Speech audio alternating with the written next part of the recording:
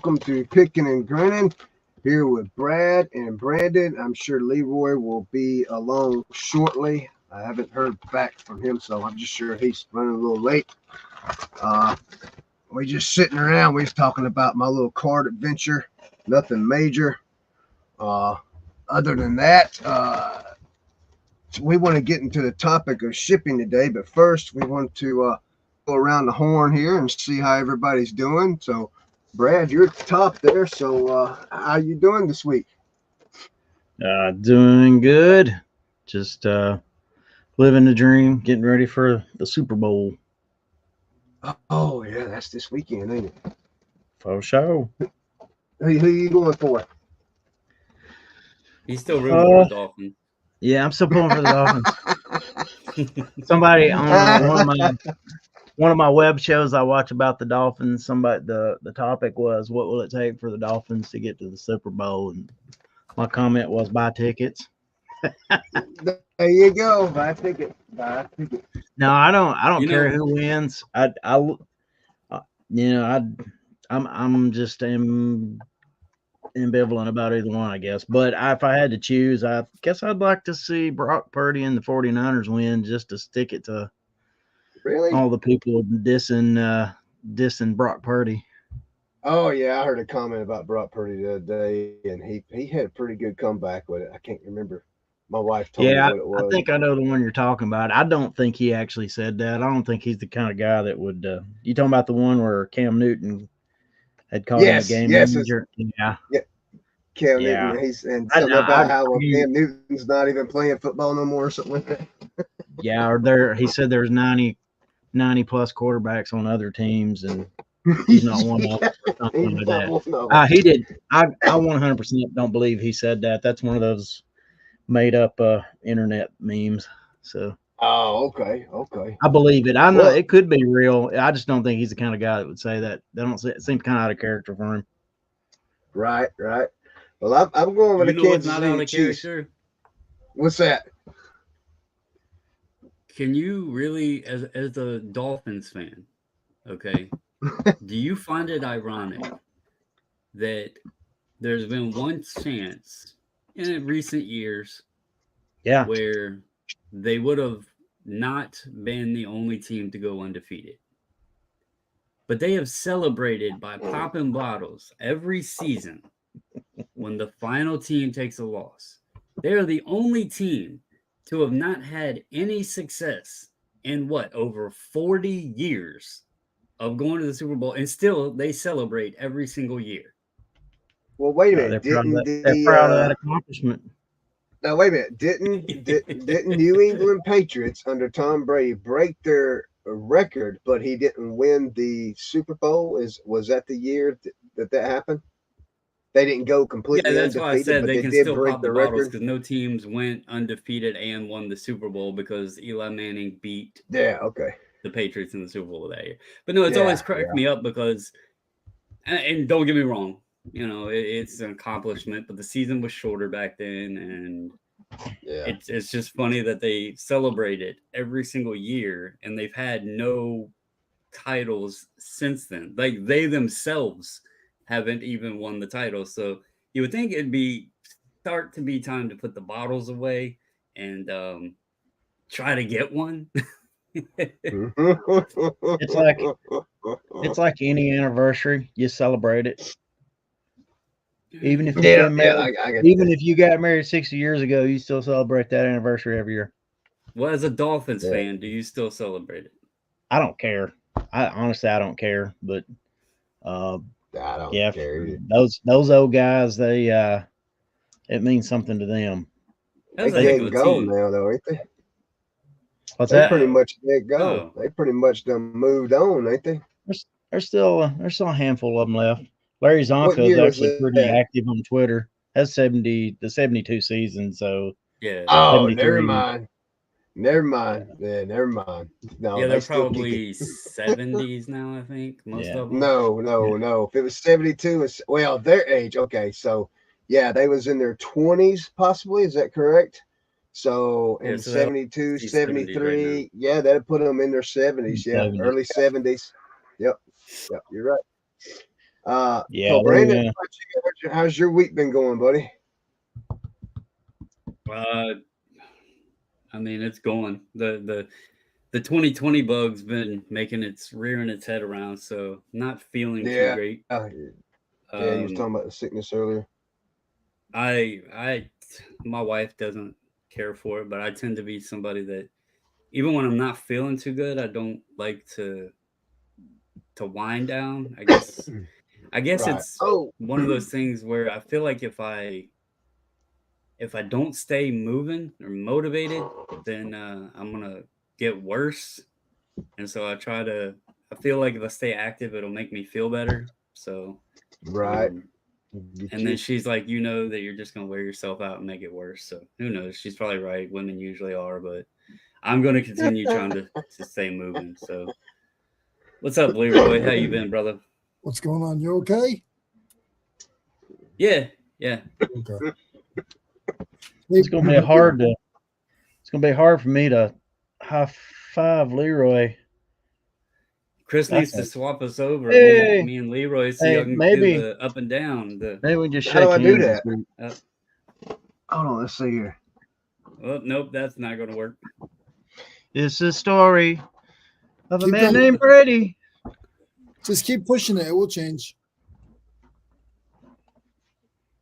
No, it won't, You click Leroy. on the square and drag it over. Yeah. We got Oh, Josh in the chat. oh, I see now. There you There go. we go. Okay. Hello, Josh's Junk Shop. Nice to see you. There you go, Brandon.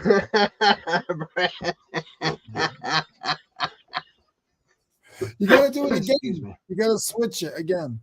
Okay, hold on. Let me do Because it he's like gonna this. have a Hold on. bad day if he can't high five Yeah. me. Yeah, there you go. There you here we go. There. Sorry, man. Yeah. I'm going to. It's harder. There we go. There we go. I just remember to do that. I'd have to mirror it around. Hey, it's up, Leroy. Leroy. 1, 2, 3. Hey. Leroy, Sorry, how's them Brandon. RC cars It's working, all buddy? right. They're getting overwhelming. Getting overwhelming. Oh, that's good news, though. No, it's not, because then you get tired of it. Okay. I'm in a new business today. Every What time new business you in today? every time you go thrifting, you end up in a new business. It's my new business. Yes. Ooh, Are they die cast? they Erdl? Yep. Oh, nice. Yeah. Nice. Okay, look at this. Nice. Oh, yeah, you're going to have fun with that. Those are good. Erdl stuff Yes, sells they really are. quick too. They're all tractor and farm equipment and construction. And Nice. they're all cast. You got the Are you little going to truck. do it? Are you going to do them in lots or are you just going to do them separate? I'm still working on that in the brain. I saw this one first, right? So I Right. said to the guy, "Oh, I like that little John Deere." I was like, "Hey, how much for that?" He goes, he had a tag on for $5. I said, "I'll give you 3." He said, "All right." I said, "You got any more?" He goes, "Yeah, I got a box in the truck." Man, he said $20. I shouldn't have said 15. I should have just grabbed it for 20. But he said, "How about $20?" And I said, "How about 15?" He said, "Yeah, that's fine." Because I had already You'll paid. make that on one. You'll make that back on one. Oh, one yeah. of them, yeah. So right now it looks like I'll make about $150. So So you'll make that. did you You'll say make there your was 15 Erdl? on one piece. Yeah. Did you say they were Erdl? Yeah.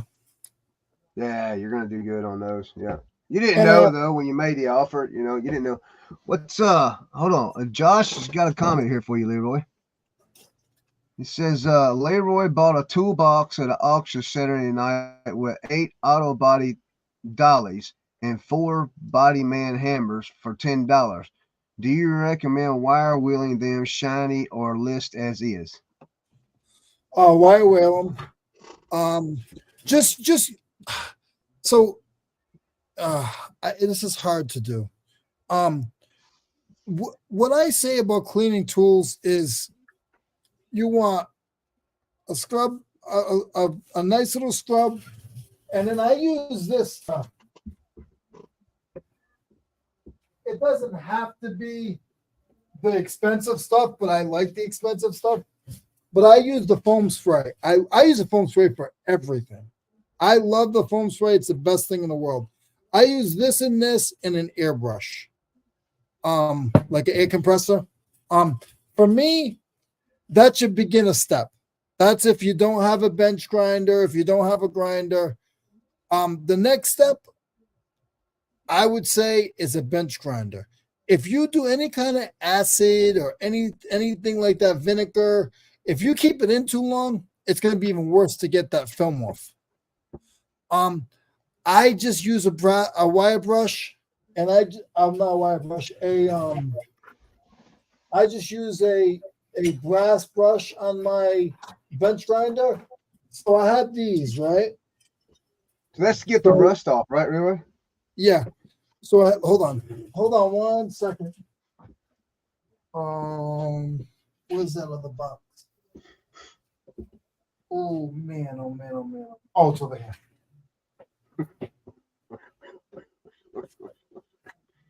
So I had these. Let me show you what I did. I'm sorry, guys. See, you ask a silly question, you get a lot of answers.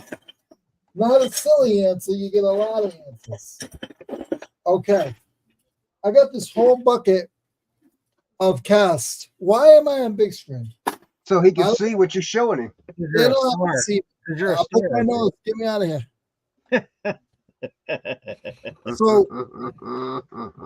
So I got look at this little turtle. And we gotta blow you up to see him. You can see him. He was in the bucket, right? 2 minutes on the bench grinder, and he comes out like this.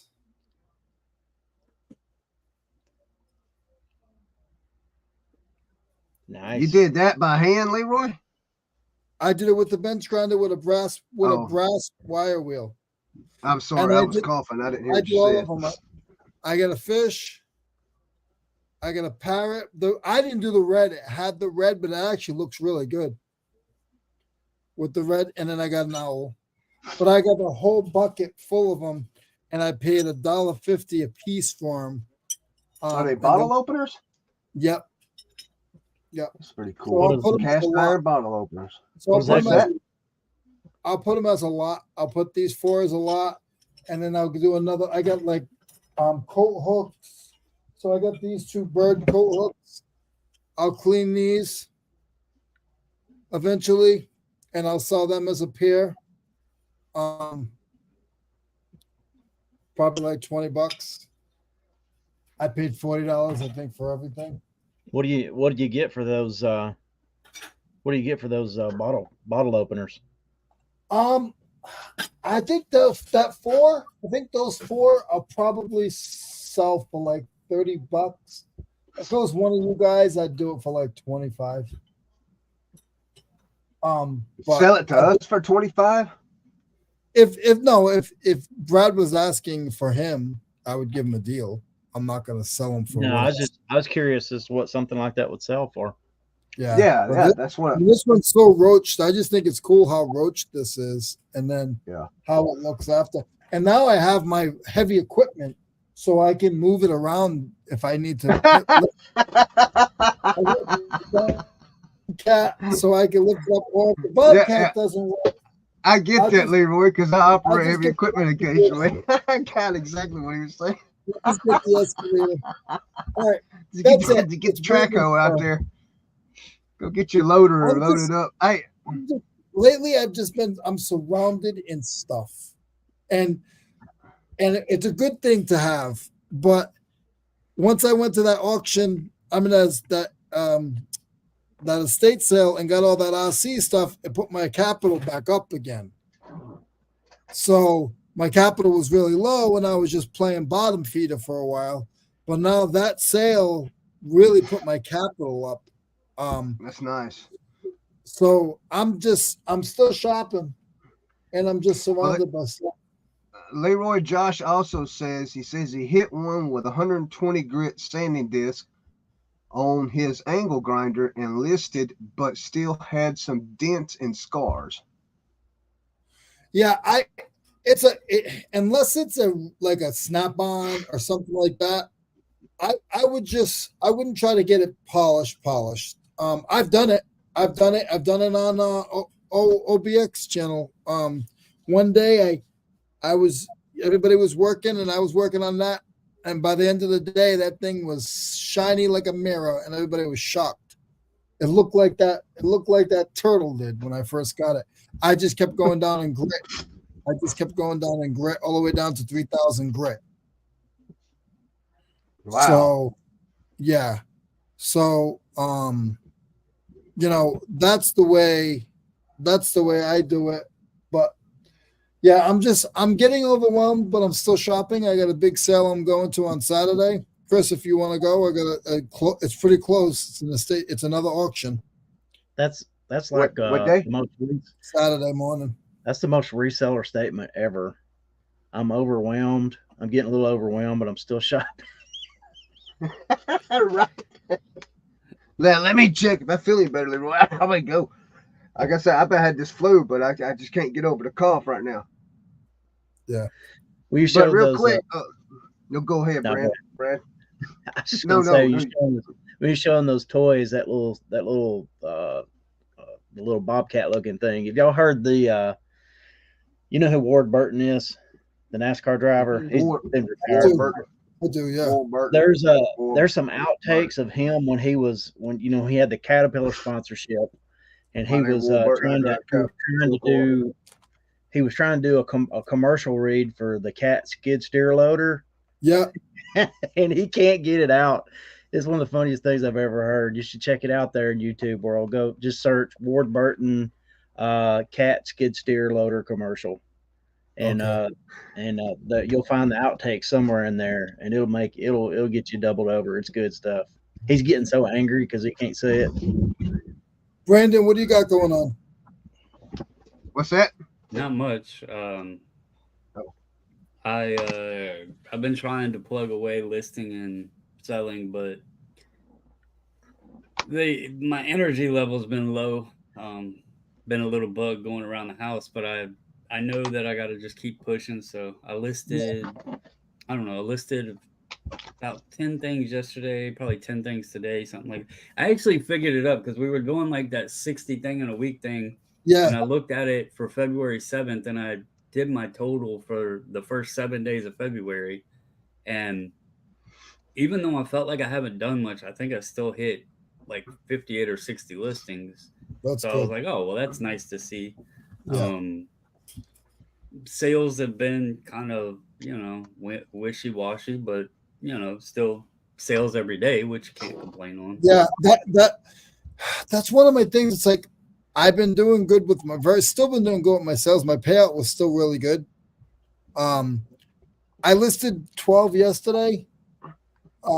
Today I went and I sold, and then I had some billing stuff to do, so I didn't get to do much today. I got to get back on the grind. It's hard sometimes when you fall off, but you have to hold yourself accountable because it's nobody else. And you can't beat yourself up. Like, if you're happy with that much money, then I guess that's what you got to do. But I'm tough on myself. You're right, Leroy. I don't have to beat myself up. I got you to beat myself up for me. I haven't touched you. I've been leaving you alone. No, today was the first day I was actually. I gave up. I won't say, Chris. I won't say I gave up because that'd be the truth. So. Oh, okay. No, I've been sick with the flu since last week, so I just today was the first day I was able really to. I've been able to list, 3, 4, 5 a day or whatever, but today I actually was able to get in here and get it hammered down. I got a lot doing today. All I got left now is about 6 electronic units. Can't even talk. 6 electronic units to sell. I did actually make a video. I coughed all the way through it, so there's a lot of editing that I edited all my coughing out. So I got 6 electronic units left to list. Units. I did it again. You guys know what I'm talking about. And I got 3 Christmas sweaters to list. and a couple other article of clothing to list, and then that would be it. And then Leroy, if I'm feeling better, I might take you up on that offer, buddy. Saturday. Why are you listing Christmas sweaters now? Why? Christmas sales all year long, buddy. Didn't you know that? Well, do me a favor.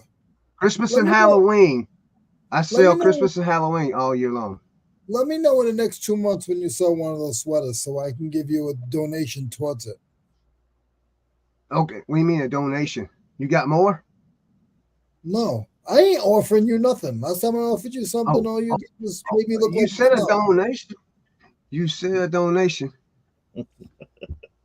See, Josh said he's been blessed with too much packing and not much time to list. That's nice. That's a nice problem to have there, Josh. Good, It really good is. problem. Good problem, bad problem. So let's I want to talk about something. So I've heard that there was a change in shipping. As a matter of fact, Leroy, I heard it on your other show, Reselling Information Network. It was talking about how priority rates are going down. I have not noticed that. Has anyone else noticed that? Yeah, I've noticed it on quite a few things actually. I believe it has something to do with the cubic shipping that eBay's instituted as well. So, Is that what it is? yeah, I've been I noticing haven't. that. So, like, I've never had. Let me say never had, and that I can remember in the last 3 or 4 years. I've never had a priority package less than, unless it was under a pound. I've never had a priority package that was less than, say, $7.15. But I had a priority package, a couple different ones in the past week, and shipping was about, I think it was like 675 or something like that. Really? Really? Yeah, yeah. And Let me that's go on back. priority mail? It's on priority That's on mail. priority. How much they Yeah. weigh? And I'll let me back that up. That's with me upgrading it to priority. Uh, the Ground Advantage was I always I click over and check the prices to see because if the difference between Ground Advantage and priority is like 30 or 40 cents, well, Right. boxes are going to be anywhere from 75 to $1 depending on what size box I'm using. If it's within that range, I'll just use the priority box, upgrade them to priority, and that helps so with the shipping, the box cost. So, I always check, and that's been happened several times. I'll click over while you guys start talking, and I'll see if I can. Well, Brad, I'm gonna pull a Eric and Leroy here with you. All right. The priority boxes you're talking about, how much they cost? They're free. Where do you get them for free at? The post office. All I right. get them sent to me for free. Well, They got a place online you can order them at? What's that? You got a place online you can order them at? Yeah, USPS.com. All right. Go. What's that, Brandon? This isn't about priority mail, but I have noticed 2 different things recently that if you're shipping outside of USPS, keep a heavy eye on FedEx pricing. I've always compared them before, like during Christmas and everything, when I was shipping out the Department 56 houses and stuff. Sometimes FedEx would be a little bit cheaper than UPS. But today, or actually, I guess it was yesterday, I had a golf club I was packing up. And historically, they always go UPS. This one was going to Oregon, so all the way across the country. Yeah, that's UPS. And I've always set my prices at $12.99 for my golf clubs, but oddly enough, this one was going to be 14 something. I can't remember what the change was with UPS. Well, I noticed for FedEx it was going to be 11 something, so $3 cheaper. So I still FedEx sent it UPS because I don't trust FedEx with a golf club. So I still paid the UPS rate because I've used them on all of them. But that was interesting to me. And then something else, I actually recorded a video earlier today Mm. that I haven't put up. I don't know when I'm going to put it up, but it kind of ties in with shipping, but not necessarily the process of shipping. But it was where I order my supplies from, and the company that I have found to be more reasonable for shipping supplies, they ship using FedEx. And I compared my last invoice to what it's telling me to on the same identical order if I made the order today, and the shipping charge had actually dropped over $20. So it looks like maybe FedEx has decreased their rates a bit, because that was like pretty glaring right there that my last invoice create the same exact order this time, and it was over $20 cheaper on the shipping. So just something to Yeah, think about Brent. out there. It looks like Yeah. FedEx may have decreased. Well, Brandon, Josh says here, Josh Junkshop says here, it says UPS just raised their rates. So maybe FedEx And didn't that increase and UPS just raised them, you know. well, the reason I say FedEx decreased is I literally just like placed an order from the same website, from the Okay. order I had placed in November, the same identical order, and the Oh, shipping was like, cheaper. actually it went from 70 some dollars down to like 50 some dollars or something like that. I'd have to go back and look, but yeah, like the shipping rate had decreased, and I know for a fact that company shipped using FedEx. All So right. Also, So he says that all of, hold on one second, Brad. I'm sorry. He says you're good. all off of cubic, but priority is no longer cheaper than ground advantage. Last month, I could ship close priority cheaper. He says that changed 1st of February. So, So I guess they're going back and forth, maybe. I don't know. Well, What was that's you? the thing that's the thing I was talking about. So there's always been some things. Well, ever ground since advantage. ground advantage kicked in and you could ship packages over a pound ground advantage, I've had some things that were cheaper to ship priority, Priority. or Mm-hmm. within just, it'd be like if it was 720 for ground advantage, I could ship it for 715 priority. And as we were talking, I went back and looked. A lot of my priority prices, I counted like 6 different ones just in the last little bit that were 691. And the thing that's kind of like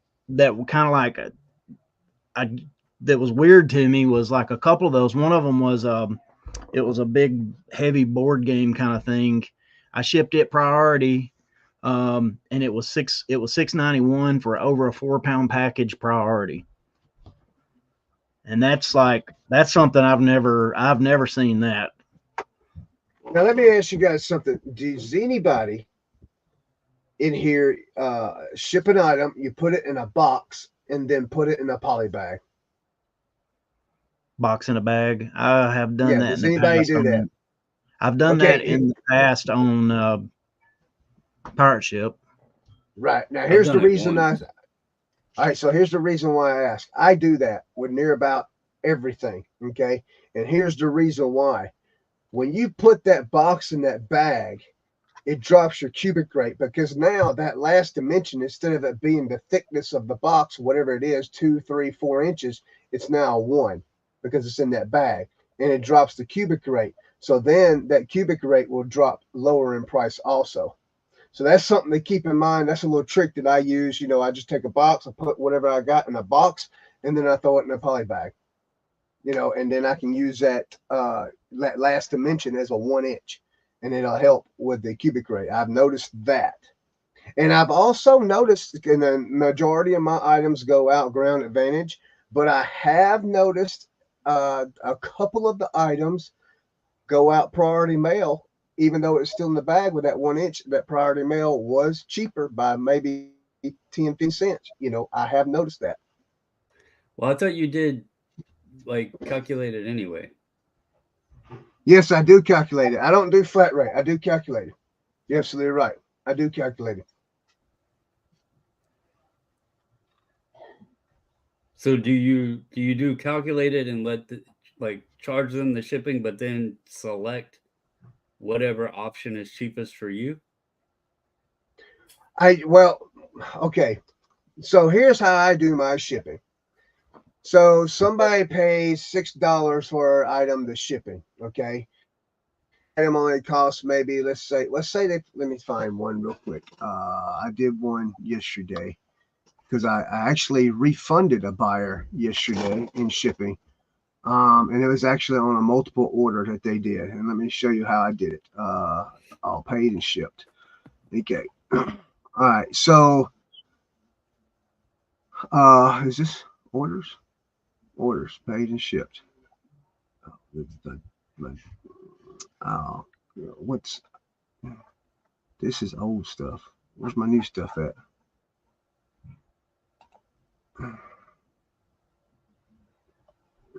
Orders, all orders. Let's go to all orders. I gotta get it in order somehow. What's going on? Why is my stuff not in order? Date sold.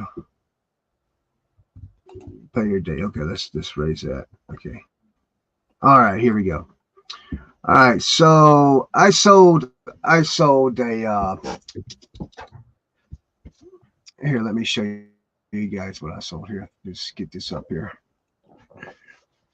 Present. And then this helps explain manage orders right there. Boom, share. Okay. All right, so these two right here. You guys see this?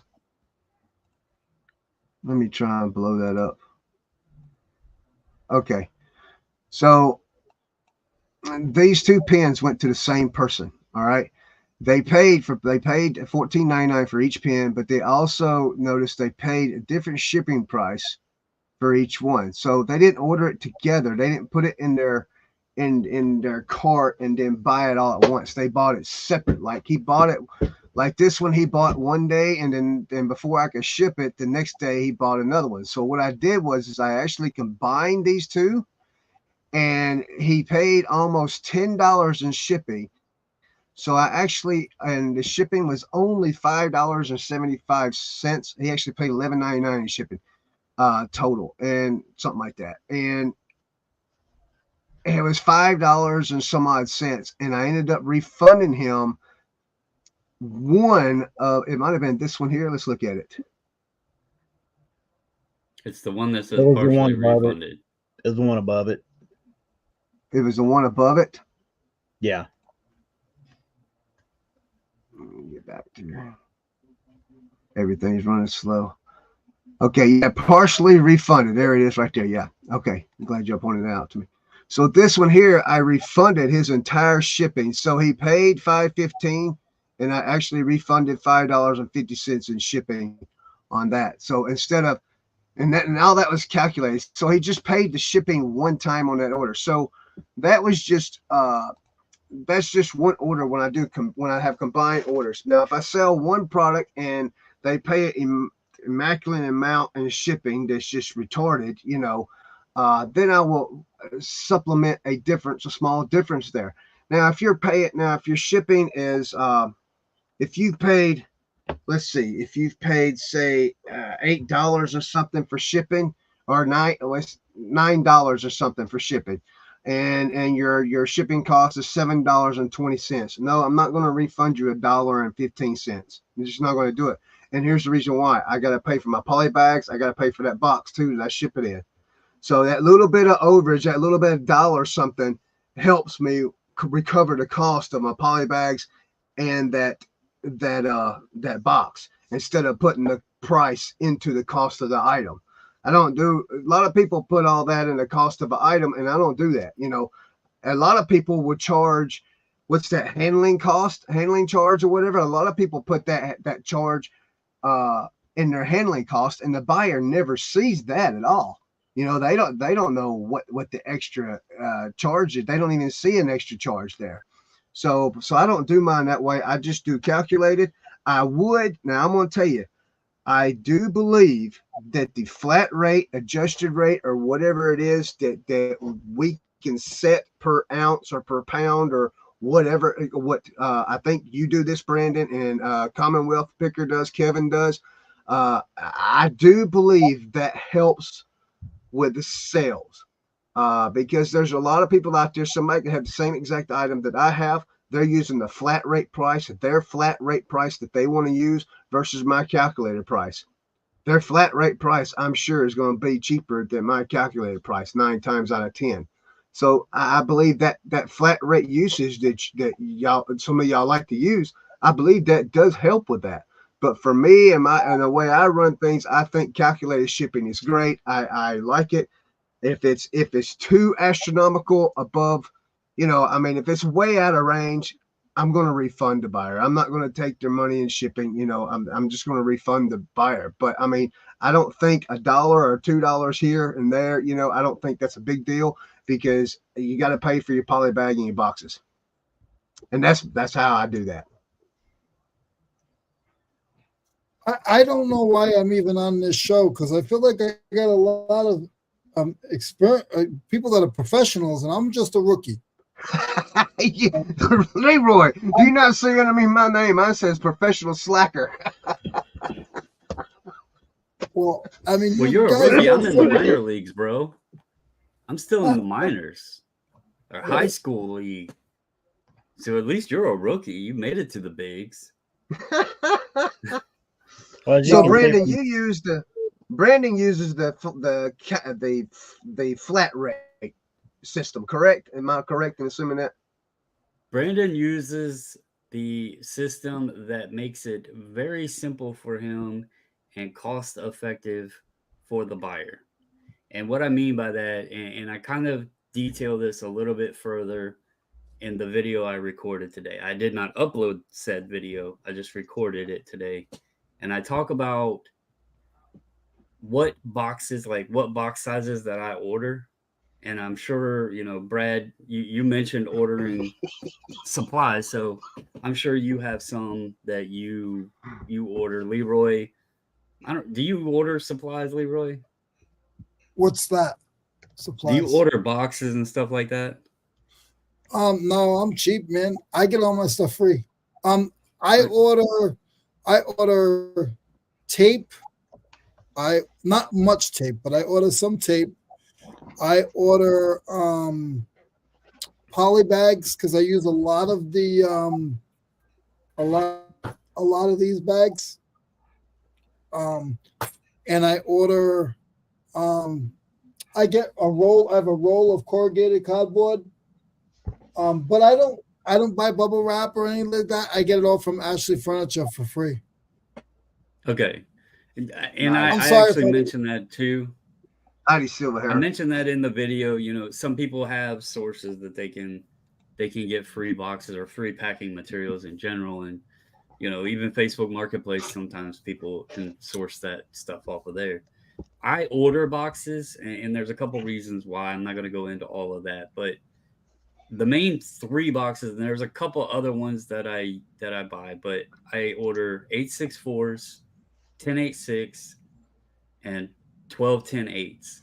And then I also order golf club boxes. I order the mailers and padding things for vinyl records.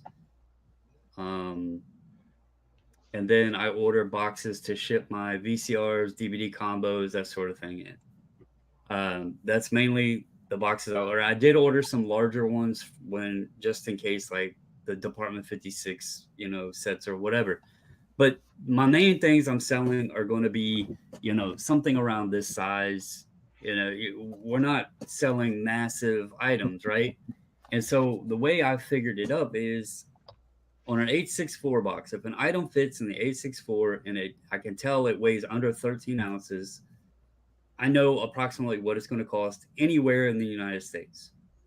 So those items like hats, all that sort of stuff, this little thing here, it would have $5.50 shipping on it.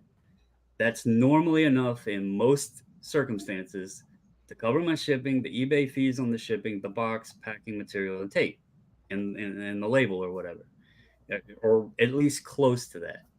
So that's $5.50. If it's a little bit heavier, put it up to $5.99, depending on what the weight is or how it feels, $5.99 to $6.99.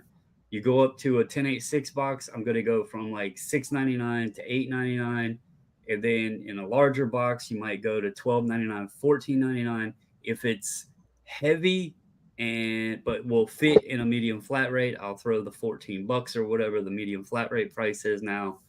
And like jeans, if I'm selling jeans, unless they're like a larger size pair of pants or something, or a hoodie, those they get put in priority bubble mailers. I charge $8.99 because those mailers are like $8.63 or $8.36 or whatever, but I don't have material cost in them. So that's how that's how I go about my process on how I'm charging my items. And the reason I like to order boxes is I know what I'm going to use to ship this. I don't have to search around for whatever box. And although I'm spending money to order those supplies, I'm saving money because I got all that stuff there and it's boom, boom, boom, pack it up, get it on its way. So there's pros and cons to all of it. Why don't I use calculated? I'll give you the perfect reason why. I don't list my items near where I ship my items. So I don't have a scale sitting there to weigh every time I'm listing something, right? I don't want to guesstimate and be wrong. So it's easier for me to just, know, okay, this is a small item, $5.50, boom.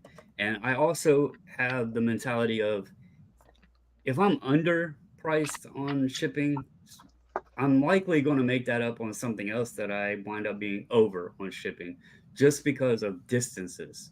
If I price something knowing that it potentially could go to California and somebody in North Carolina buys it, well, I'm obviously going to be a little bit higher on my shipping to where if I sell something and I was off on my price and it goes to California, I'll make it up. So it all squares itself out.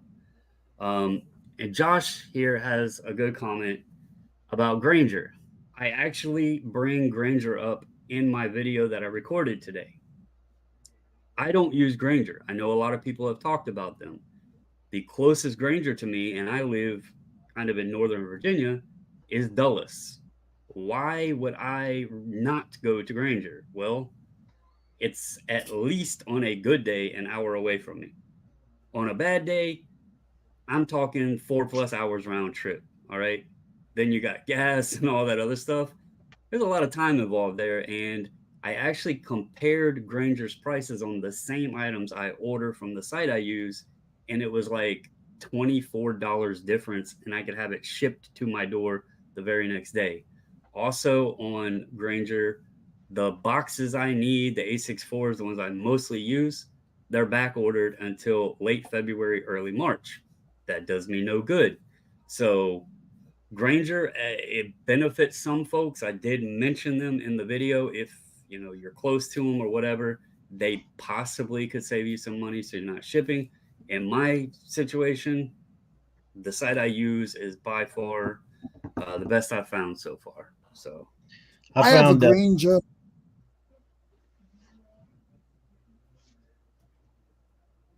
Leroy, go. Elders speak first. Go, Leroy.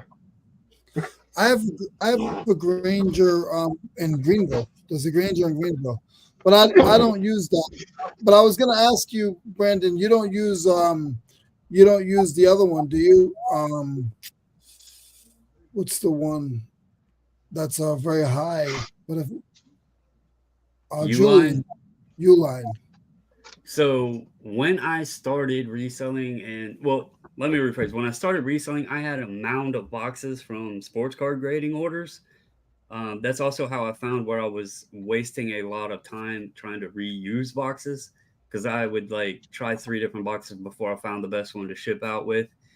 And once I finally used all of those up, the majority, now I will keep large boxes. There's actually one sitting back there with a caution label on it. That actually has an item that's packed up. It hasn't sold, but it's packed. That way I had dimensions for it. But I keep larger boxes, but I decided to start ordering. I tried Uline. Uline kills you on shipping. I actually called them and I said, how much are you guys increasing on your shipping prices? And it ticked me off because the one was like, oh, we don't upcharge anything. In fact, you get a discount on shipping rate. And I told her right then, I said, there is no way possible that you're giving me a discount on shipping, because I literally compared prices on another website, a competitor website of yours, who had more expensive prices on their boxes, but their shipping was cheaper. So how are you giving me a discount when this company here was cheaper? So that's when I started researching, and I'll tell you guys, I use the Boxery, and I've heard some people mention them, some people don't like them. They've been the cheapest I've found. So, and I do a video showing, again, I don't have it uploaded, I've recorded, but I show all the comparisons of Granger, Uline, and the Boxery, how much the boxes cost, the materials themselves, how much the shipping is involved, and all that. And, I found I just highly suggest research your area and see which site or place, or if you have sources to get free materials, go that route if it can benefit you that way. This isn't a paid thing, nothing like that. I've just looked into what the best options are for me, and that's what I found for my area. So I found in one of the online groups I'm in, or on Facebook groups I'm in, somebody had mentioned Zorro.com. And so I checked those guys out. One of the boxes that I use a ton of is because of the size things we have a lot of times is the little 12/8/6 boxes. They're actually like 11.5 by something that you get them at Walmart. They're 83 cents there. I've looked on every website that I can find, trying to find something that can compare to that 83 cents, maybe, be cheaper. Actually on Zorro.com, I found those boxes for 64 cents with $5 shipping, making it cheaper per box than Walmart by quite a bit. And if you order, I think like $50 worth of stuff, shipping's free. So check Zorro.com. I've found some good ones. Now, like the 6x4x4 boxes that we use a ton of as well for our little toys. The cheapest I found on those is still Supply Hut, and they're decent little boxes for that. So I use different places for different boxes. I've kind of figured out what works well for what now. My eBay shipping coupon I always use on the 8x6x4 boxes and get 100 of them at a time. And is that which size is it that is the best size to use for hats? I need to know that now. That's not a bad size, but I use a little bit bigger box for hats. I've always used 864. I know some people use I think it's 987 or maybe even the 1086. Like come on, Leroy, you can't put some of these hats in a bag. Leroy shipping pancakes out. Here's a funny thing. I don't ship them in poly bags, but I put my hats in a plastic bag, and then I put it inside the box. That way it doesn't get wet or anything like that. So this is what I put mine in. This is a big. I don't know what size this sucker is. And then slap the label right on top of that. No, I don't. Hats, I'm offer on another one. Nice. So I put it in this, and then I'll put it in a box, and then I'll put the box, like I said, normally in a poly bag. Hey, Leroy, did you not see Tim's video about that? That you should so angry. You should always put your hat in a poly bag, right? Is that what he said? Excuse me about my cough. If I can catch the mute button before I cough, I'll catch it. If I can, I apologize. So I want to debunk a theory. All right. Real quick though, Brandon, I'm gonna show McLeod something real quick. Hey, real quick while you're doing that, what do you pay for your what size are your golf club boxes, Brandon, and what do you pay for them? These will come out to you tomorrow. I use Uline for those. I do still use Uline on those. Oh, I already did. Let me look them up real quick. Use the 48x6x6. Yeah, so a lot of people will recommend 4x4x48. I do 6x6x48 because why order different size boxes for them? Yeah, a 6x6 will fit multiple clubs. So if you have a set, you can put a set like probably 6 irons, or maybe you might even be able to get 8 in there. But they also fit the drivers. And, you know, obviously drivers are long and they got the larger head on them. They fit great in that. Irons, I just, you know, put them in and then cut the box down. Tissue paper So or craft paper bottom and at the top. You can I use got the little tip I told y'all about the little triangle boxes if you choose to. Um, let me look real quick because I do not so hey remember Brandon, what. let me ask you a quick question. 10 by 10, 10 by 10 by 48. What do you pay for that? Or 8 by 8 by What? 48. Sorry. 8 by 8 by 48. I do 6 by 6. Okay, how much is your 6 by 6 by 48? One of them. Uline charges $214 a box. And $12,000 shipping. Yeah, okay. So you got shipping. All right, so here's the reason I asked. If you go to a UPS store, those 8 by 8 by 48, I know the 8 by 8 by 48s are $3 or something a box. You ain't got to pay for shipping. I ordered 25 of them. They cost me $86.08. So divided by 25 comes to $344 a box. And that's a 6 by 6 48. Yep.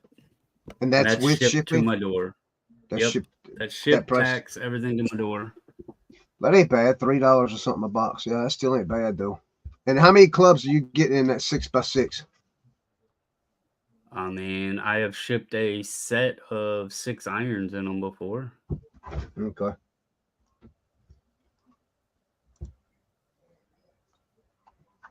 I would recommend if you do that though. I've done that once, and I learned a lesson on it.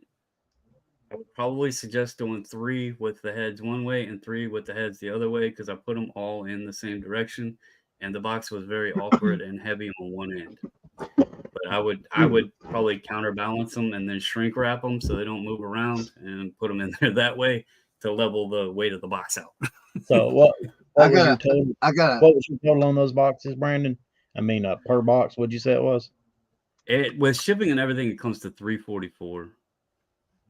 All right. Yeah, I don't know what the quality of the boxes is, but on the Zorro.com, you can, of course, they're back ordered at the moment, which of course what it is, but it's basically $246 a box. Other thing about the Zorro.com, if you place an order and you allow them to send you emails, they immediately after my first order, I started getting emails for 20% off and 15% off. Also, when I ordered them, I got my boxes in like a day. It's Zorro.com. Well, was that price shipped? That was shipped. Yeah. Yeah. Huh. Less than $3 a box shipped. That's not bad. How many? What's the minimum box amount? 25. You have to get 25. Here's a thought, and this came up on a commercial I seen the other night by USPS. Tell me how crazy I am here, but I had a idea, and I know the government probably doesn't care a bit about my ideas, but there was a USPS Ground Advantage commercial. I'd never seen it before, but in the commercial, there was these boxes going down like a line and everything, and then the postal person taking and delivering and all that, and they were USPS Ground Advantage boxes. And this thought clicked in my head, and I was like, so USPS provides free priority mailboxes. What if USPS created Ground Advantage boxes they have data to show the measurements of the most commonly shipped boxes that they're delivering, right? What if they created different, just handful or whatever size boxes that were USPS Ground Advantage and sold them, but undercut all the prices of the competitors out there, and then they're already delivering the priority boxes free, do free shipping on it. They have the logistics, obviously, to ship out boxes. So just cut the shipping costs deliver them, in the mail trucks like they do everything else, and charge, but undercut all the other. How much money would USPS make? Yes, there's actually some They pictures. want more. There's some pictures of Ground Advantage box floating around out there on the internet. I don't know if you've seen that. No, I just seen that Temu commercial, has and I told my polybags wife, I and was bubble like, mailers that says cheap. Ground Advantage on the box. But that thought dawned, like, it clicked in my head. I was like, if they sold 864s and I didn't have to pay a shipping fee because, they're shipping priority rate boxes free. Why not, do free shipping, but charge for the ground? I'd buy them. I'd buy them in a heartbeat. If I can save money, heck yeah. Hey, I was talking about putting boxes in poly bags. I could pretty much fit just about any size box I want to in this thing. And if it won't fit, I just get another one to put over it on the other end. Did you see that, Leroy? Well, if it don't fit, get a blowtorch and heat it up and then stretch it out. It's like a 20 by 20. And I think they actually come 4 inches bigger. They come in a 24 by 24 also. Leroy calls that a sombrero bag. That's Yeah. what he gets sombreros in. But I get these pretty cheap, to be honest with you. I get them pretty cheap. I get Mac, what do we get them bags for? I get them pretty cheap. I can't remember. It's like $30 for 200 or something like that. I think it's $30 for 200. Anyway, going back to the Zorro.com thing, I ordered 25 of those boxes like I did it wrong. Size. I ordered 25 of those just to see what the quality of them was going to be. And they actually they back ordered about the same time I ordered them, but they sent me the equivalent. And it's the same size box, but it's actually the multi-depth one. And it's actually a really good box. Now, I don't know, but here's the kicker. Let me just a second. Good night, Josh. Have a good one, man. We'll see you next week, buddy. Hey, see you, Josh. I actually saw this when I got it. When I got the boxes, it actually is it's a Granger box. Yeah, but they sent me these because they didn't have the other ones, and they must have went to back order about the time I ordered them. Which I wanted these are actually a little heavier than I want them to be. They actually had too much weight, but they were good boxes. I want to point something out on eBay in the shipping section. Since we're talking about shipping, I just noticed this today, so I may be behind on this. This may have already been there, but I've tried to do it before and haven't been able to do it. Let me find the listing. I did it on. So when you go to ship an item, when you go down to your shipping, you put your weight and your dimensions in. In the past, I can't find it now.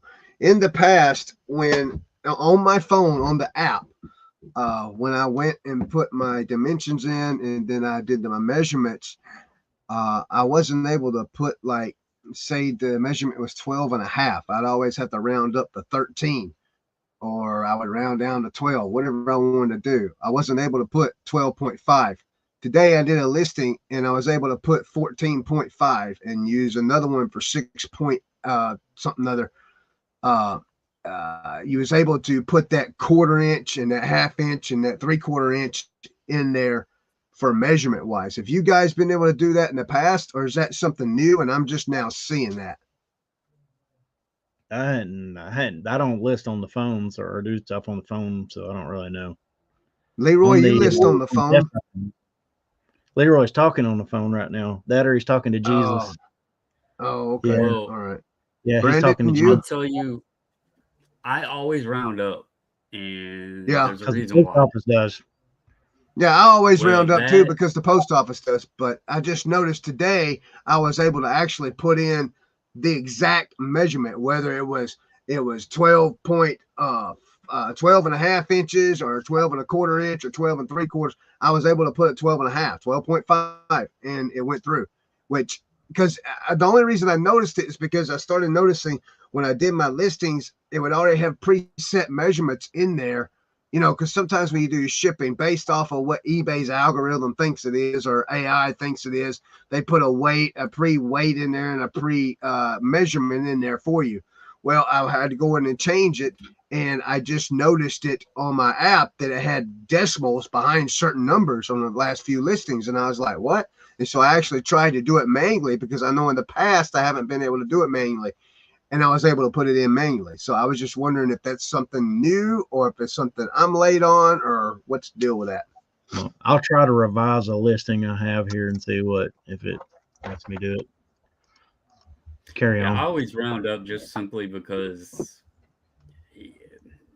what happens if your box doesn't make it all the way through the process without getting Oh, you get squished? charged. Look, You know, UPS will that charge you. I got hit with that. I got hit with it. yeah. So I had a box. So my rule of thumb, and my rule of thumb is wrong. I'm here to tell anybody that's watching this right now, my rule of thumb has been wrong. And again, I just got hit with it. I didn't know I didn't know it was wrong, but I found out I was wrong. So the way I used to do it was if it was over a half inch, I round up. If it was under a half inch, I would round down. So if it was 12 and a half, I would round up. If it was 12 and a quarter, I would go with 12 inches. I just recently did a UPS box, and I was a half inch shy on one box. There was the dimension was off 1 inch, and what it was a round up issue. I know that's what it was. The dimension was off 1 inch, and they charged me an extra $6 come out of my pocket. So when the package got to where it was going, so UPS does care about that round up stuff. So if I got to where now, if it's over, it don't matter what it's over. I just round it up. Yep. Let's go right on up it. Yeah, What? I've always just rounded up because I mean I've had boxes come in that aren't in the same rectangular form as they were when they went out, and you know, depending on how you measure it, you take a box and you tweak it a little bit, it becomes a little bit longer. So if you give it a little round up there, you know, it Right. protects you. It's always, you Um, know, CYOA and do the best you can to eliminate issues. by the way, I just checked and you can't on the desktop you can't do like 12.5. And I You think can't. the So I it's think something on the phone then. yeah, and then I think the post office actually I've read their shipping stuff before. If it's over, I think like over an eighth of an inch, they it goes Mm-hmm. to size up. So Okay. All right. Well, I mean, like I said, don't follow my rule of thumb because I was wrong. I got hit with it, so it's fine. I mean, it's a $6 lesson, but you know, I never had that issue before, and I was just like, I was shocked. I was like, what an inch? You know, it just blew my mind. It I've had was on a golf bag. speaking of the golf club boxes, I shipped a golf club out one time, and I still have not figured out how this happened. But I got a message from eBay where I was charged a increased fee by UPS. They said the box was 8 by 8 by 48, and I was trying to figure out how, if the box was 6 by 6 when I sent it out, how it grew 2 inches square. Like I was like, how? I don't know how they did it, but somehow at some point UPS measured it as an 8 by 8 instead of a 6 by 6. So you know, it must be like those little, you know, them little toys or whatever that you could dip in water and it would grow.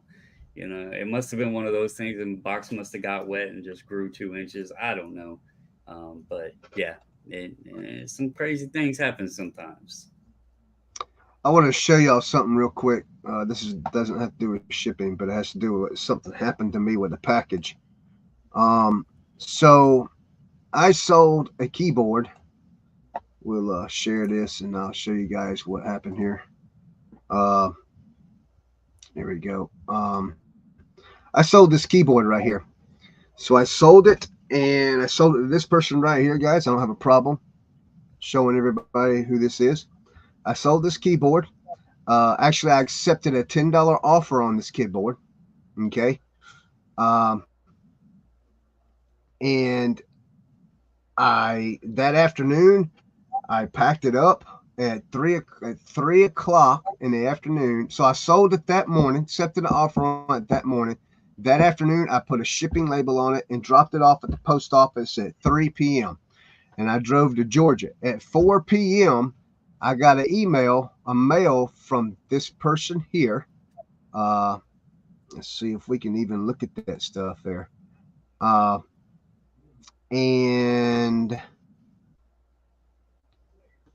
I'm trying to show you guys this so you don't fall for this stuff. Because I did early in my reselling career. So I'm telling you guys, don't fall for this mess here. So I got this email here. And here we go. What they said is they said, and this is at, it says 1:04, but it was actually 4 p.m. my time. They said, I did not order this item, so please do not create any problems. Please do not send it. They did this an hour after I dropped it off at the post office. At 1:08 p.m., 4 minutes later, it says, please give full refund to me now or you will get negative feedback. Guys, do not fall for that right there. That is extortion. And you win any kind of settlement, or not settlement, but you win any kind of disagreement with eBay all day long when they put that right there. So what I did was I sent them a copy of where they ordered it and paid for it. And then I was very kind. It says, as you can see, you did order this and pay for it. Matter of fact, you sent the offer on the item to purchase. The item has been shipped. We received the item gladly. Send it back and a refund will be issued when I get the item back. All right, so the item was returned. They actually received it one day, and they after I sent that message, I called eBay and I explained to them what's happened, and they says okay, and they advised me to block the buyer and report the buyer and all this other stuff for the comment that they made for extortion, pretty much. With feedback. So that's exactly what I did. And they said I should not have to worry about negative feedback. All right. So I'm highlighting this part right here for a reason. So the buyer received the item. They waited 3 days later. Instead of just refusing the item, they waited 3 days and then they requested a return. So I sent them a shipping label and they sent the item back. When I got the item back, the item's never been opened. It wasn't even open. So we're good.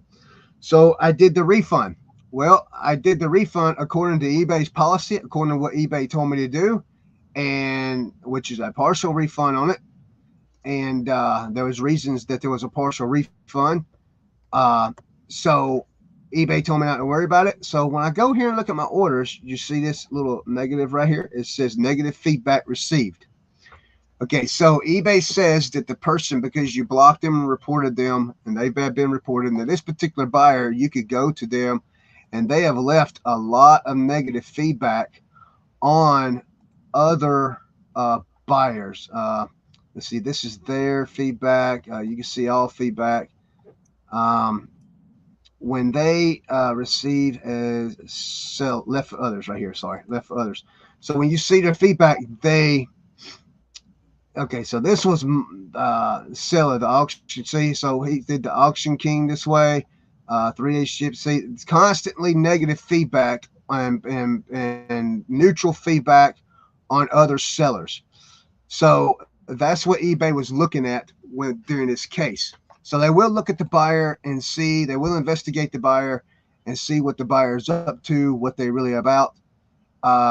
And what we had concluded was the fact that eBay, or this buyer, was trying to receive this item for free. They paid for it, then it got shipped, then they wanted to extort me for their money back with negative feedback. Well, this says negative feedback received. That's what it says. But when you click on it here and you go to your feedback, because I had it reported, the last negative feedback I had was 12 months ago. And that was on an item that I had no control over whatsoever. So what happened was because they sent the threatening message of extortion, whatever it is, anytime anybody tries to threaten you with money for feedback, it automatically, when you report that to eBay, automatically eBay cancels any feedback they try to give you. It'll show up that they left you feedback, but it never goes through. It'll never So, ever go through.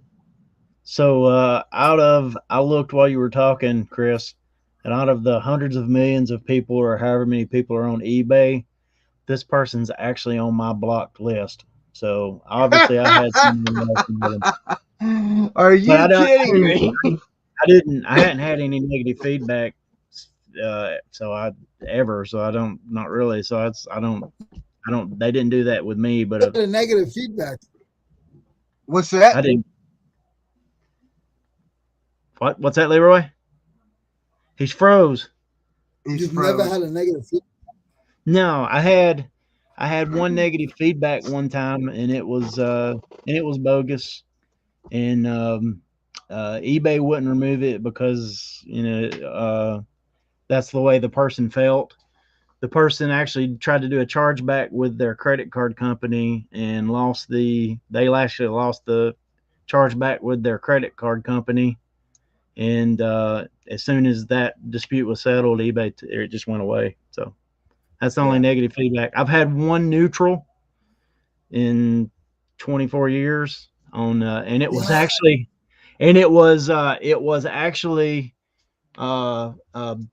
it wasn't my fault. It was kind of like what same thing Buck Mountain had there. It's like these things that I had, they were made out of foam and they hung on the wall, right?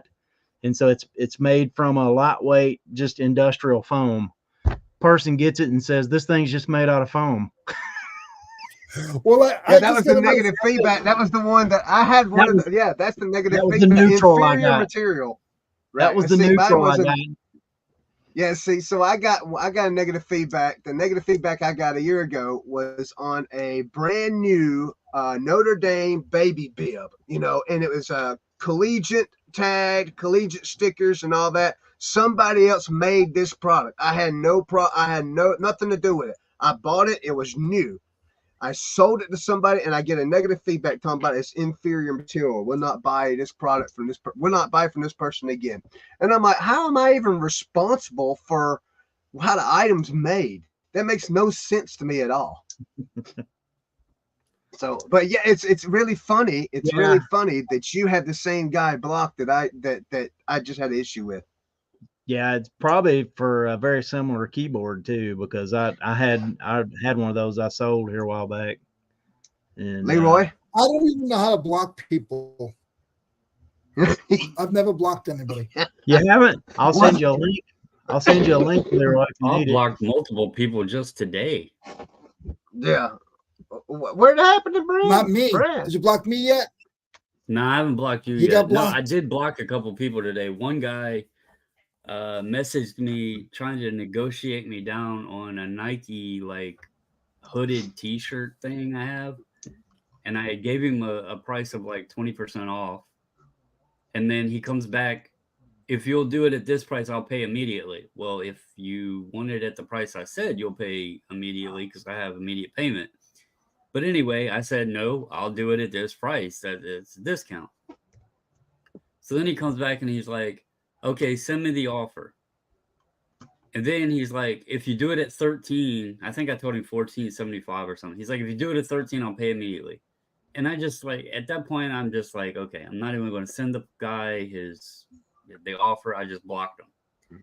Well, then it wasn't even like 10 minutes later, I get another message on the same item from a different account. And I'm like, I'm not stupid. Like, this shirt's been listed for a while. I'm not getting this many messages this quickly. So the message was, will you do 14? And I said, no, the price is in full now. I've had several people message me, so obviously my price must be good. And this item's got a lot of interest. The person messages back, actually, this is the same person. I have a buyer and seller account. I'm just bored at work and was hoping to get it done. I messaged back and I said, I knew you were the same person. That's why I said full price. Have a wonderful day. And I left it at that and blocked that account. So, but y'all were talking about your feedbacks. I used to let the feedbacks bother me a little bit, but I've had 6 neutrals in the last 12 months. And that sounds terrible until you actually dive into what the feedbacks are. One of them was on a hat, and it just says hat was okay. Awesome. I love that. One of them, it literally was on a Dale Earnhardt diecast. The feedback is just okay. And I went into the see all feedback of the buyer. Every single feedback the buyer had left people, every single feedback has been neutral and okay on every single item they purchased. And I was like, all right. One of them was someone that says they're new to eBay and they were having an issue with a salt and pepper shaker. I responded to their feedback, said, hey, if you reach out, I'll try to help you out. I can't figure out how to use this thing. What do you do? One of them was a neutral feedback on the size of puzzle pieces when it's clearly marked on the puzzle, on the box for the puzzle. I put the measurements in both inches and centimeters in the description and everything, and they left a neutral feedback about the size of puzzle pieces. That was one of them. They were shaped Let's weird. see. One says it was on a T-shirt, not a real Slipknot shirt. Like, what the heck was it? Like, I don't know if they expected it to be some vintage shirt. I didn't claim it was vintage. I don't know. It just says not a real Slipknot shirt. Okay. And then one was a big, long feedback trying to tell me that I was off of away mode on a particular date and that it took me forever to ship. Problem was, I was on my away time started the date that they said I was off of away mode.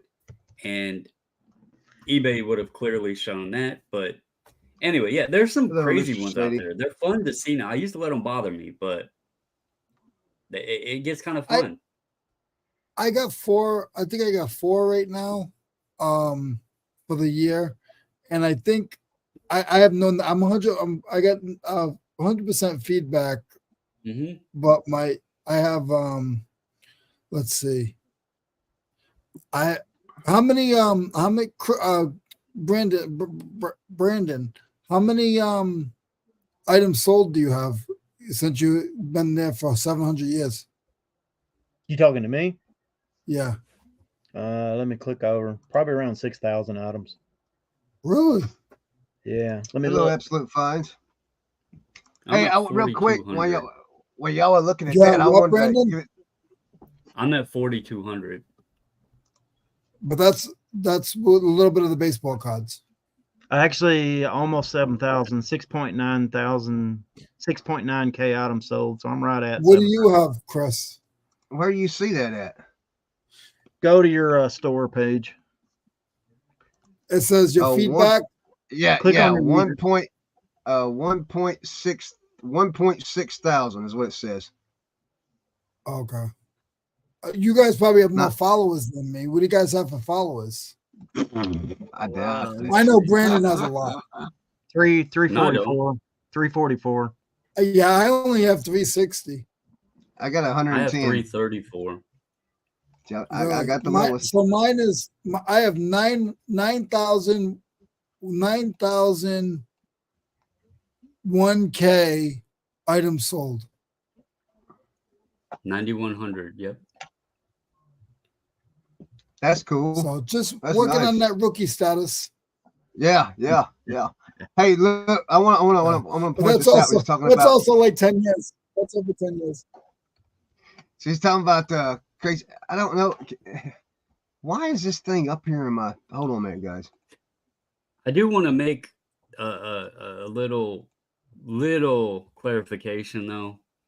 I'm actually pretty happy with my numbers because when me and my wife got together and got married and all that, we created a new eBay account. So this isn't my official original eBay store. This eBay store is only since 2014, I think.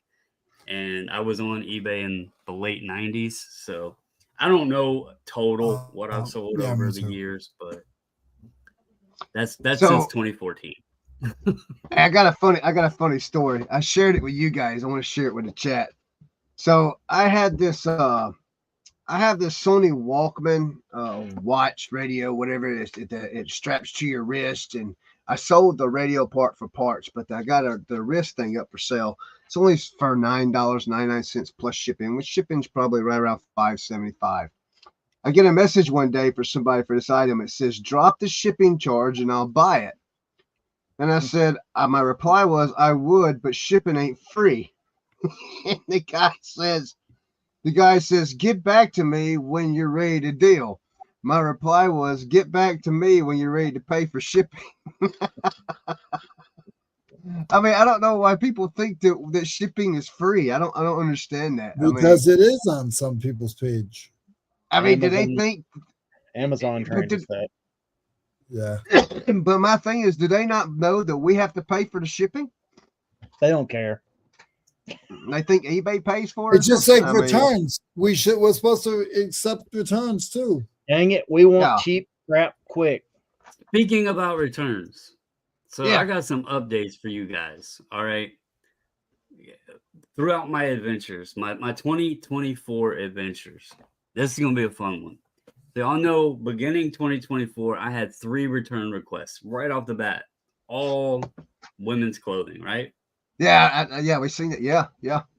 All right. Starting the month of February, I was like laughing because 2 women's clothing items sold right at the beginning of the month of February. And I was like, are you kidding me? We're not going to go through this again. Anyway, the ones from January, all 3 of them, none of them returned the items. Okay. So they all got wiped out, whatever. So be. They all requested, none of them returned. February, one of the 2 has already requested return, and it was on a women's skirt. But what I do not understand, okay, this person messaged on eBay. I got the item back today. So this one was returned. I got the item back today, and there was a note inside. Thank you for allowing me to return thank you for making an exception and allowing me to return even though you don't accept returns. The skirt was $8.99. They paid $5.99 shipping to them, and then whatever it cost them to ship it back to me to get $8.99 in return. I did not quite understand that because they likely lost money just in the shipping.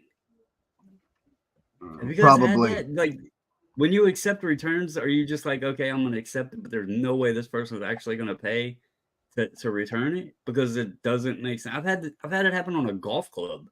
Somebody ordered a left-hand golf club that was like $12.99, $14.99, something like that.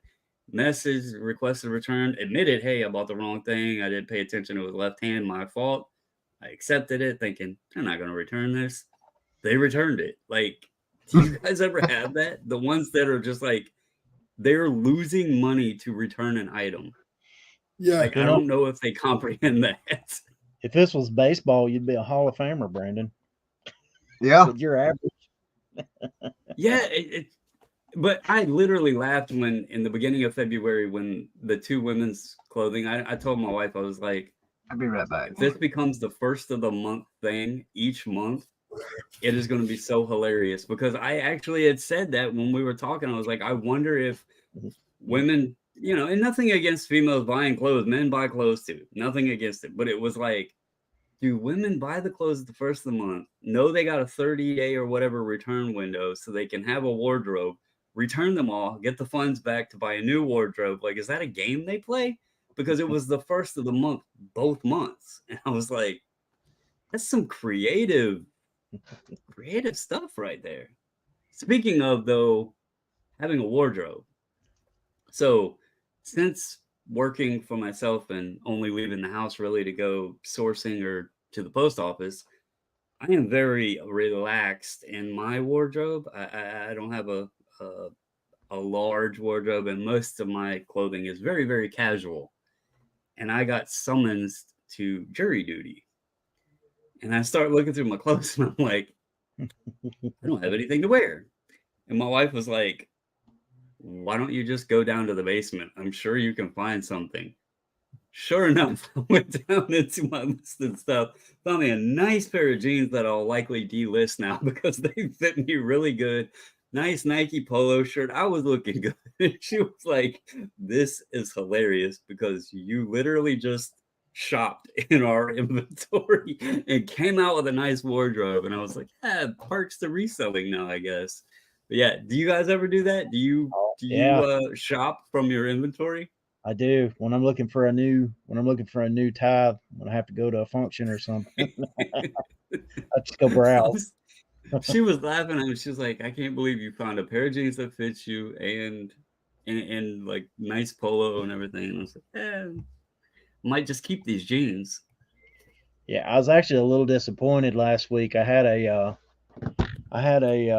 Bobby Boucher Mississippi Mud Dogs jersey shirt that I meant to take out of my store because I wanted to keep it, and it sold. Oh no! What did it sell for? Oh, I don't remember it. I'll have to look. It wasn't expensive. It was just a cheap tee. Let's see.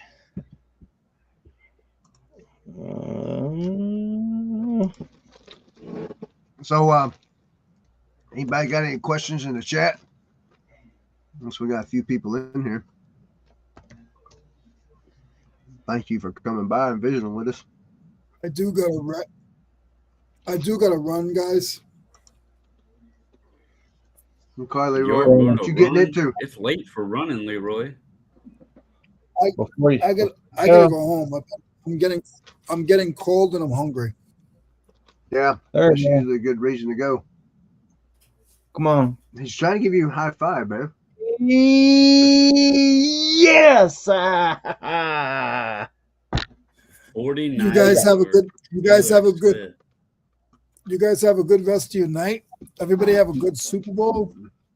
And I will see you guys in the chat. All right, you too, Leroy. See you later, Leroy. Have a good weekend, buddy. So, Absolute Fine. He's got a question here for us. Any ideas for sourcing? It's been hard lately. Marketplace. I'm still hitting my local thrift shops. Absolute Fine, that place up there on the hill in Pickin that we go to, the Dream Center. I've been getting some good hats out of there lately. So, but other than that, man, I'm spending little and saving for March when the yard sale starts. As I've told you guys, I went to an estate sale last Friday, and so far for the year, I have spent a total of $22.50 sourcing. I went to that estate sale and spent $18, bought 6 items, and then I was in the area, the town where the Goodwill bins is. I went in there and I couldn't figure out what was going on because like people were just standing around like when it opened, and apparently everything that was in there was the same stuff from the day before.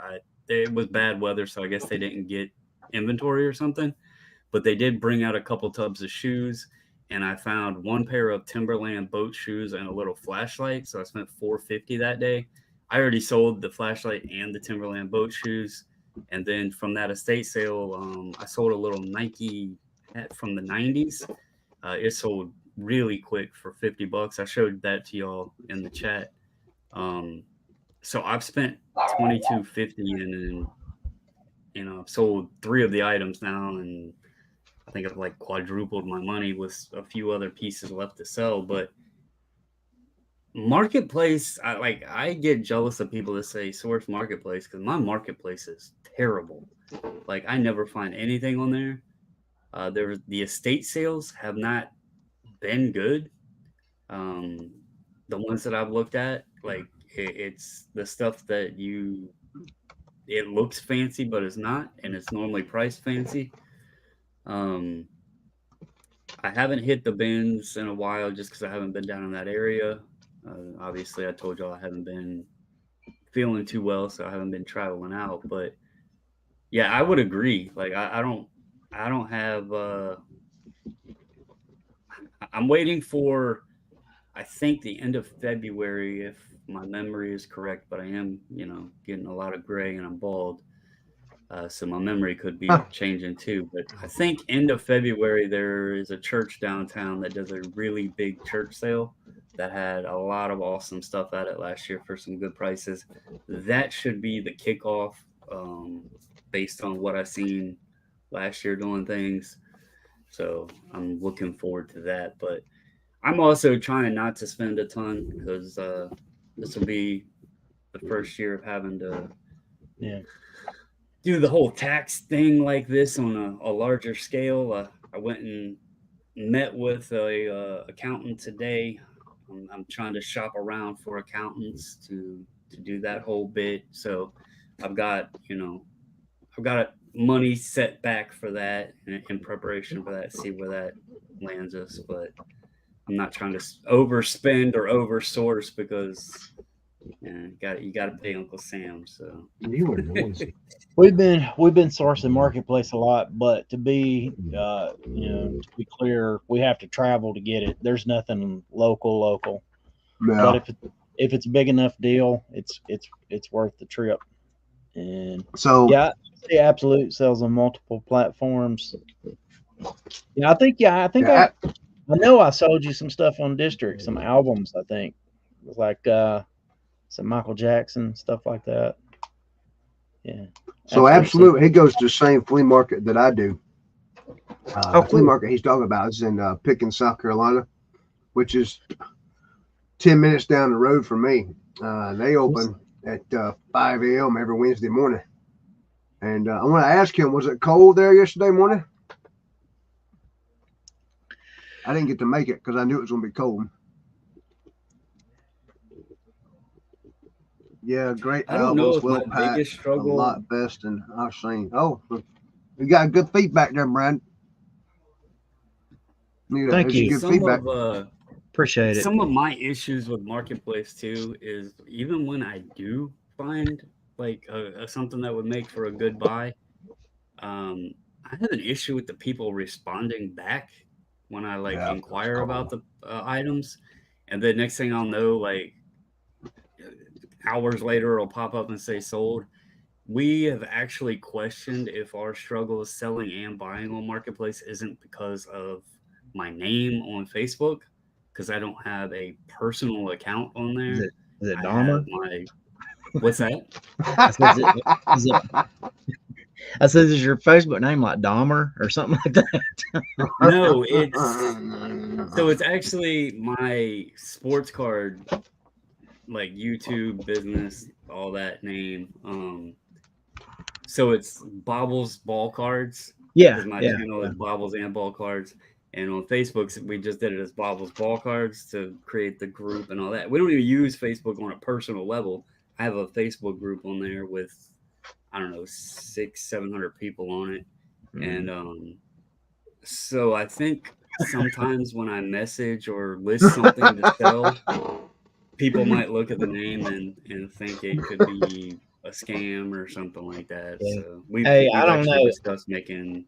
You know how I said if it was baseball, you would on the selling the women's baseball, you'd be a Hall of Famer. Well, on Facebook, it's just the opposite. If Facebook Marketplace was baseball, you'd be a no count. Yeah, I'd be in the minors. Hitter. You don't, man. You just, it's weird. It's like I always think the people who do get back to me it seems like for every 5 we reach out to, we hear back from 1, and so it's just. But one thing, so it's just a commonplace. Yeah, it is. It's pretty common. My wife just looks like she's looking every night now, and if you can catch something that right as it goes up, you can find some pretty good deals. But that, or if you can find a deal we found a couple of deals that have sat there like 21 weeks or something, and just like there's no way this is still available. They just hadn't taken it off, and then you message them and it's still there. And I wouldn't say we lowball them, but we definitely offer considerably less than what they got it up for, and usually those people are willing to deal. So so if you're shopping marketplace, you might see this, and I don't remember if I brought this up or not in a previous episode, but it's something that I've noticed I never noticed it until the last probably 2 months or so, and it seems like it's way more common now. Do you see people trying to sell storage unit contents on marketplace? Well, I'd have to ask my wife. She's the one doing the looking, but furniture. I see a lot of this has furniture been like from storage the unit full stuff. unit, and I told my wife, I was like, I wonder if a new trend for storage unit people is they're buying units, scraping on cherry picking for what they want, and then maybe they'll combine everything that's left into one unit, throw it on marketplace for $1,000 or whatever, and sell it off that way. Because I think it's been weird. It's been a lot of them popping up, and it'll be like storage unit, $1,500, and it'll be a loaded storage unit. I'm like, I thought they had to auction them. Yeah, I think Could we be. You never know. probably don't see that because we're usually specifically searching for something very specific. So we're not just I'm not just browsing marketplace for just anything, So that probably helps filter out a lot of that kind of stuff. So real quick, I want to address this. Mac, thank you for the comment there. The next one will be tonight at 10 p.m. Eastern Standard Time. If anybody wants to join, it's in the chat. The link is below. It's on Whatnot. So we're just doing a bunch of singles, and it's usually about an hour long. Just having a good time. That's all we're doing. Not even making no money. Just having a good time. my downtime before I go to bed. That's the way I look at it. So if anybody wants to come by, just click the link below and come on by. Red Cardinal Treasures, glad to have you in here. Thanks for coming by. I don't recognize this name. Red Cardinal Treasures. Yes, I do. Yes, Do you? I do. This is Red Cardinal Treasures is always in Cat the Nurse Flippers show. Normally I'm moderator there, and I greatly appreciate them coming by. Thank you. I'm not sure if this is your first time here or not. I don't know. If so, we're sorry. We'll apologize. Sue knows who it is. Murdering names. Yes, I'm murdering names again. Yeah, I was murdering names last night. Ashley was in the show last night, and I was pretty much butchering the names of baseball players. I was butchering them, but everybody had a good time, man, and we would laugh, and so it was a lot of fun, and that's what it's all about, man. Just having fun, I mean, downtime before I go to bed, it's great. I really enjoyed it. But man, this is awesome. I'm so happy that Red Cardinal Treasures come in here. That means they will advertise our show because they are in a lot of different shows. They go everywhere, and they can help advertise. That's my way of saying thank you. Oh no, it's okay. I believe you is in Cat's. Wasn't you in Cat's live earlier when she was doing her members only? Her members only. Cat Nurse Flipper has a members. Cat and Nurse Flipper has a members only group to where she goes in on. I think it's either the first Thursday. Is this the first Thursday of the month? Is that right? This is the first Thursday of the month. So every first Thursday of the month, it's a members only thing. It's a members live. And she goes in and she takes a look. You can put in a request for her to take a look at your eBay store, and she'll run through it and point out some things in there that can help you with your titles or your pictures or whatever. And it's a really good thing she's got going over there. Yep, store review. There you go. Red Cardinal Treasure said it. Store review. And it's a really good thing she's got going on over there. Huh? I was just I wouldn't say anything. But hey, better late than never, Red Cardinal Treasure. Absolute had Yeah. a question there. Do y'all think YouTube helps your reselling business? I would say Oh, I don't know because I'm No. still yet to put up my first YouTube channel. So I'm gonna gonna give an say honest no. opinion. Video. I'm gonna give Go an ahead, honest Brendan. opinion. I've been on YouTube for I was trying to figure my brain wasn't working on the calculator side, but I started YouTube late 2019 on my card channel, and that channel, you know, grew pretty good. I still do videos occasionally over there. I still run the bulk grading service and all that stuff, and I do my previews and reveals and all that stuff over there. Do I think YouTube helps my reselling business? Absolutely not. And I will tell you why. I try to purposely not share my eBay store. Now, obviously, if I do a what sold, somebody can go on, and if I put the little screen snippet up, they could, you know, see what my photo looked like or whatever, and they could go find my store. But I wanted organic data to see how I was doing as a reseller. You know, my channel here on the reselling side, I've only got like 570 some subscribers. A lot of those came from one video I did that is my largest video ever on YouTube, which is funny. But it's very difficult building a YouTube channel, keeping the viewerships sustained. You know, subs don't really, that's not the end all be all. Your viewers are what's important, and you got to keep the people coming back. You got to stay consistent. You got to have the consistent viewership. The views are what pays the revenue on the side. And monetization isn't very much. A lot of people think because of successful YouTubers that you can get monetized and you're going to become a millionaire. And that's not the case at all. In fact, you're making peanuts unless you're getting thousands and thousands and thousands of views regularly. And then you combine that with your sponsors, affiliate memberships, if people do memberships, all of that sort of thing. And then that helps compound the monetization and the revenue. The overall like viewer sales and stuff like that, I know some people benefit from it, but I don't know, I kind of like knowing what my sales and my dollars and everything. I mean, Brad, I'm sure you can speak on this too. It gives you a really good indication of how you're doing, like how you're running your business without the outside influence. You know, I do YouTube more. This is cliche because I hear so many people say it. A lot of people say they do YouTube because they want to help people. And I hate to be the negative Nancy, but most of those people are lying. They're doing YouTube because they want the revenue. They want the monetization. And if I was worried about that, I'll be completely honest, I wouldn't have created a whole new channel. I would have just used my channel that already had over 2,000 subs, was monetized, and you know, I could pop a video out and make money on it, right?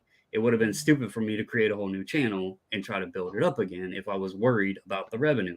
I've since doing reselling, I've done way more reselling videos than I have sports card videos, but that's the channel I can make money on. I literally enjoy this as kind of a hobby. It gives me a minute to take a break, to do a video, to put something out, to try, you know, maybe somebody finds interesting, maybe helps people, whatever. And it's just, you know, we all have weird hobbies. Sports cards is a weird hobby. Um, and YouTube just is one of them.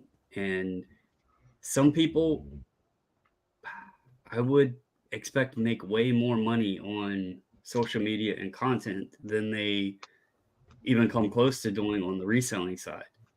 And that's great for them. But most people won't get there. So, Yeah. in a So long, very long winded answer, I do not. Most people, I don't think YouTube helps their reselling. So my opinion on it is almost the same. I do believe that YouTube takes away from reselling, and here's why. So as a reseller, we source for items, and we have to list those items. We have to research those items. So the sourcing part's not an issue. So the sourcing part, we take a camera and we can go out and we can record whatever we source. That's no big deal. The problem is you have to. So when you with YouTube, you want a video. Normally, when you do a normal video, not a live, you want to keep the video within a 20 to 30 minute. Ooh. You want to keep a video between 20 and 30 minutes long. That way it's short, because people are not going to sit and watch a YouTube video like they watch a movie. I mean, that's just plain and simple. So I try and keep mine between 20 and 30 minutes long. When I go out all day to source, I got 6 hours of video that I got to edit down into 20 to 30 minutes. That takes time. That's time away from researching the items I bought and listing those items. So someone told me not too long ago, and I believe this statement with everything in my heart: the most successful reseller out there does not have a YouTube channel. With that said, there are some YouTubers out there. We all know them: Commonwealth Picker, Kevin, Harry Tornado, Dave, ADH Dave, and Cat the Nurse Flipper, and there's some other, Rob the Kicking and Punching. We all know them. Those are big time YouTubers. When I say big time YouTubers, Bearded Thrift Machine. The reason I say they're big time YouTubers, they got 70,000 plus subscribers. I call that big time. To me, I do. Okay, so a lot of their sales comes from, I don't know the percentage. I do know they get viewer sales. YouTube may help them with their sales, possibly. I don't know how much extra it does. I just know on my end, I don't have a huge following. I got 511 subscribers, and I don't have a viewer sale at all when I sell an item. I don't have not one viewer sale yet. I'll say yet. Hopefully one day I will. But I believe YouTube as a content maker takes time, and the time you put into making that content is time you take away from putting into eBay or whatever other platform you're selling on. It takes time away from listing and researching items. So does it help for me, and I'm sure for other YouTubers that are not as popular or not as big as the resellers we all learned from? It doesn't help my sales at all. No. I actually think it hurts me because I don't spend enough time with eBay and my other platforms, because I'm taking away from it by doing my content. I hope I answered that. I hope all that came out right, because I think I repeated myself a couple of times, and I apologize if I did. Brandon, Brad, what? Oh yeah, go ahead. Yeah, I was just real quick, because I'm curious. How many times do you record a video? Me, I record. Okay, so my records are, sometimes I record when I go out, sometimes I don't. If I don't go out, when I come in, so what I've have started doing again is when I come in, I bring the stuff in, I get the camera out, then I start recording the haul. And then when I'm done with the haul, I start listing and researching and doing I get that stuff up out of my way. Then I go and I edit it. And so that's the method I've had to start doing. And see, so you're saying, well, how does that take away from your time? Here's how it takes away from my time. Because now that I'm done putting that stuff behind me and it's gone and out the door, I could have went somewhere else and got something else. You know, I could have done something else with eBay. I could be revising listings on the store or whatever. But I just do my videos.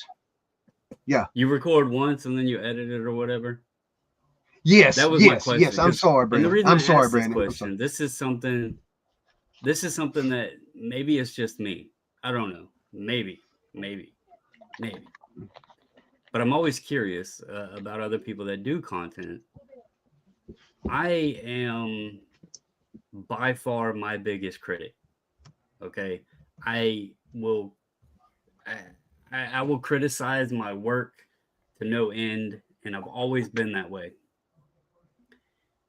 My wife gets so frustrated with me because I will come up here and tell her I'm going to record a video. That way she's not hollering for me or something. And I'll tell her I'll come up here and record a video. And I'll be up here for hours. I might record the same video 5 different times. And just a little tip, I recorded 2 videos today about 6 times. Not combined. All right. So 6 recordings, about probably 20 minutes each time. And I still don't like the videos. I critique what I'm doing every single time, and I always think that it comes across wrong. Y'all already know I'm very long-winded. I can talk. A video that might I only wanted to do 10 minutes on, I might stretch that thing out to 30 minutes because, you know, I like to talk. I enjoy it. That's part of maybe why I like doing YouTube. I don't know. But then I always wonder what the audience is going to take from it. And I try to say things sometimes, and maybe I feel like it comes across wrong. And so there's actually been times that I've spent hours recording videos, never uploaded them. So when you let me give you some. It takes a lot of time away.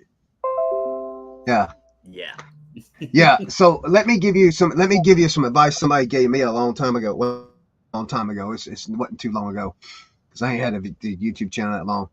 Be yourself, Brandon. So my wife is my biggest critic. Okay. So my wife, check this out. So my wife is my biggest critic. So I record videos. When I do my recording, if I mess up or whatever, I say stop, and then I say start. That way I know my cutoff points, and then I redo it right there. I don't even turn the video off or nothing. I just keep going. All right. If you watch my videos, if you watch them, a lot of them you will laugh because I tongue tie my words. I can't say words. I can't pronounce right. I can't do anything. And my wife, she will go in the living room in there. She will go in there and she will watch my video. And she says, "Man, people are going to think that you for real retarded, and they're not gonna like what you do because you can't talk and this and that and the other." And she's like, "You need to be a professional like these other guys talking about Josh and Harry Tornado and Kevin and all that." And I'm like, "Look, I'm not trying to be them. I'm trying to be me. I want to be me. If people don't like how I talk, there's another YouTube channel they can go watch." And then I finally had to tell her the other day. I says, "Well, look, I'm sorry. I love you, but there's 500 people that like my channel." Mine isn't that. Mine isn't that worrying Excuse about me. messing up or anything like that. I'll be quite honest. I know sometimes my personality or like my persona may come across a bit harsh or direct, because when you say be yourself, I am who I am. I've always been that way. And I've always said people will either like me or they won't. And sometimes I take that a little too far. And so I have to like tell myself, okay, maybe I shouldn't have went to that level. Maybe I need to rope it in a little bit. And that's where some of it is, okay, let me redo this. You know, not everybody likes everybody, and that's perfectly fine. Yeah, real quick. We're going to switch gears, then we're going to go back to the YouTube. But real quick, Leroy, you sitting here talking smack, and you're not even in the show. He says he's telling Red Cardinal it's Chris's show. We're just his special guest. That is not true. That was me, bro. Oh, that was Brad. Yeah. No, I'm sorry. Why am I? You don't even know who his special guests are. Yeah, I don't even know who my guests are. That's how low on the totem pole we are, dude. Yeah, hey, quick, let me edit that. They're not my special guest. We are all Pickin and Grinnin. That's why I look at it right there. I wanted to point out. Let's see. Silver Harris said, "Yep, I'm retarded." Mac, here's a video right here. If nobody's ever seen this short, there is a short. It says my favorite one was when the frame fell off the wall. It's in the beginning of one of my videos of where there was actually a picture frame hanging up on that wall back there. It had a baseball player in it, and I leaned up in this chair when I was talking, and the whole thing just crashed and glass. I mean, it's a funny video. I made a short out of it. You guys can watch it. It's funny. And Red Cardinal Treasure's correct. Just be yourself and show your personality. The right followers will come. And that's why I want to tell you, Brandon. So I make one video and I go back and I edit it. I have a video right now that's sitting in my editing tool over here. And it's 53 listings that sold. The title's going to be somewhere around 53 items that sold in the month of January. I'm still working on getting that one out. It's in my editing box. It took me 2 hours to do that video. I got to break that thing down into about 30 minutes. How I'm going to do that, I don't know if it can be done. I'm going to try. But that just takes time away from eBay. Takes time away from reselling. So what else we got going on here? Again, I get all that. Like I said, I have another channel that has over 2,600 subs. And so I've always been myself, even on that channel. In fact, that channel is funny because the reason I brought this up, and this is for even the chat, or if Brad decides to do video. Brad feels left out because he don't have a YouTube channel. I say that I am my biggest critic and that I will record videos multiple times because I feel like maybe I pushed the envelope too far. But I also know in the back of my mind that some of my best videos that I ever did, and this is a little mental thing, and throwing it out there for anybody if you want to do YouTube. The videos that you think will be your worst wind up being your best. And the videos most definitely, much thought and care and critique into are the ones that nobody will watch. And it has happened to me every single time. I will do a video and I'm like, all right, heck with it. I'm just going to go with it and upload it and think nobody's going to like it or whatever. And that will be the videos that blow up. The ones that I feel like I'm being helpful, did good content, was very thorough, was clear about everything. Nobody watched them. So, well, I did. You're absolutely right, Brandon. Because when I first started, when I first started, look, I'm going to tell y'all what happened one time. When I first started YouTube, this is probably maybe my fourth or fifth video I put out.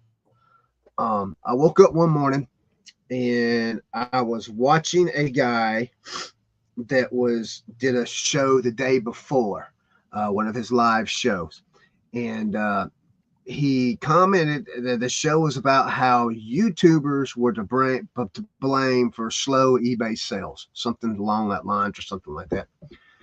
And for some reason that morning at 6 a.m. he hit me the wrong way, and I got out and I come out here to the barn.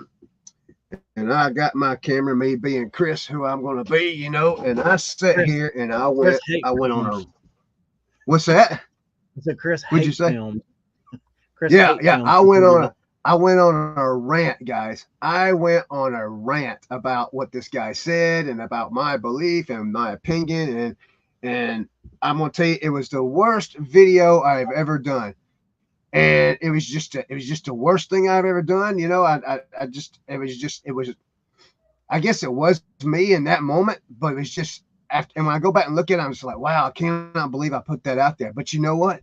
It's my most watched video. It has over 4,000 views. It's pushing 5,000 views now.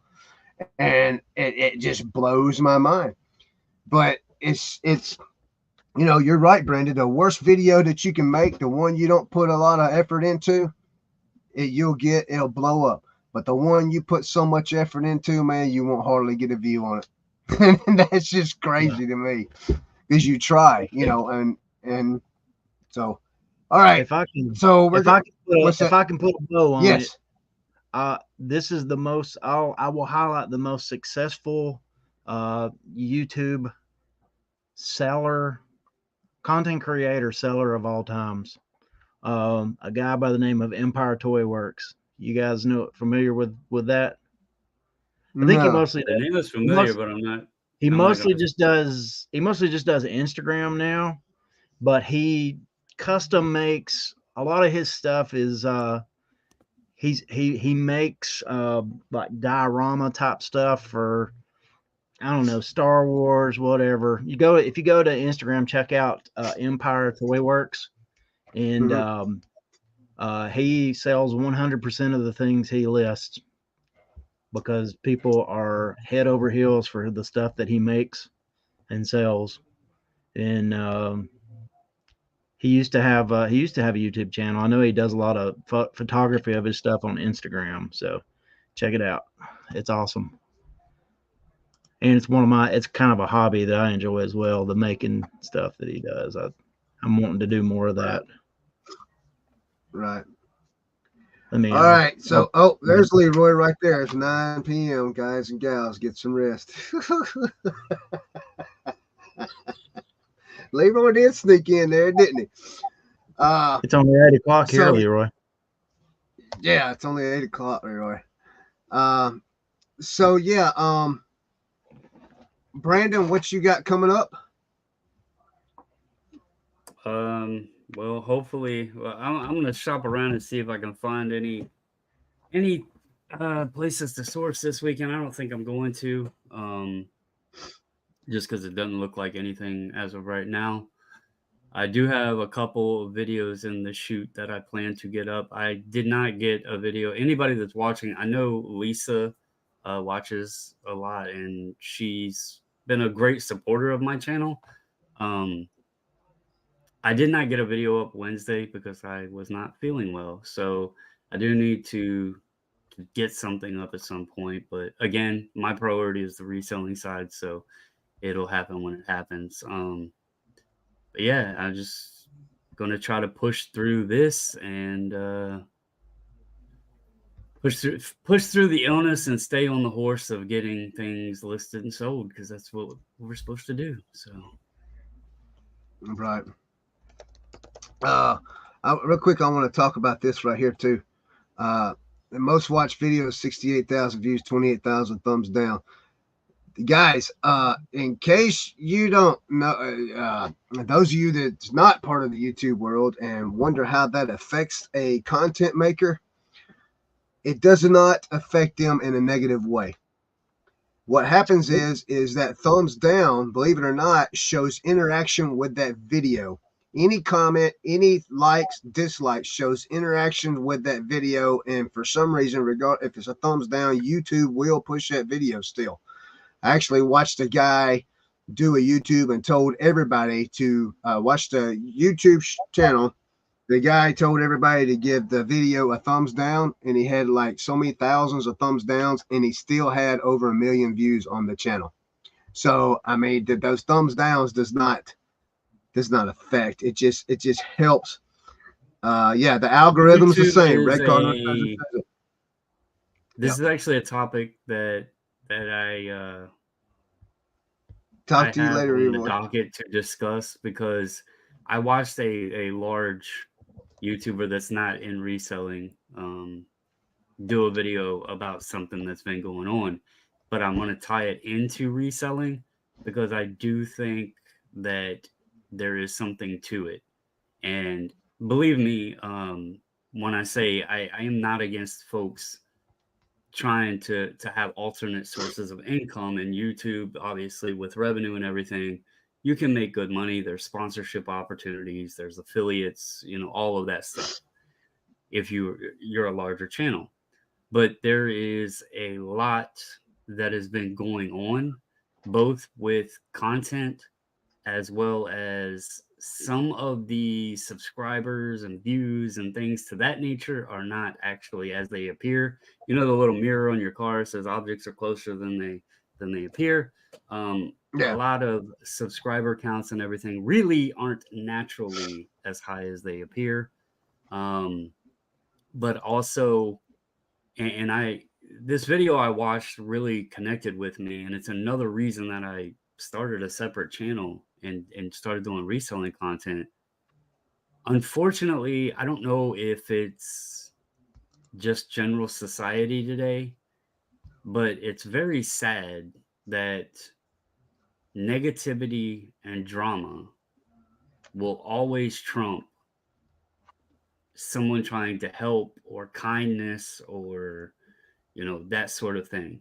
And it's not just within YouTube. You see it in many different types of uh TV shows or the news or just social media in general. Look at TikTok and Instagram Reels and YouTube. Look at some of the most popular videos that are out there on YouTube.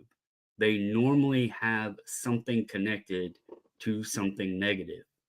And it's just unfortunately they've actually done some investigating on, I can't remember which platform it was, if it was Snapchat or there was one of them they did some investigating on, because a lot of these social media algorithms and platforms are actually being designed to promote negative and like just downright mean content versus more positivity. So I don't know if it's just today, our society or what, but it seems like drama and negativity is what succeeds, unfortunately.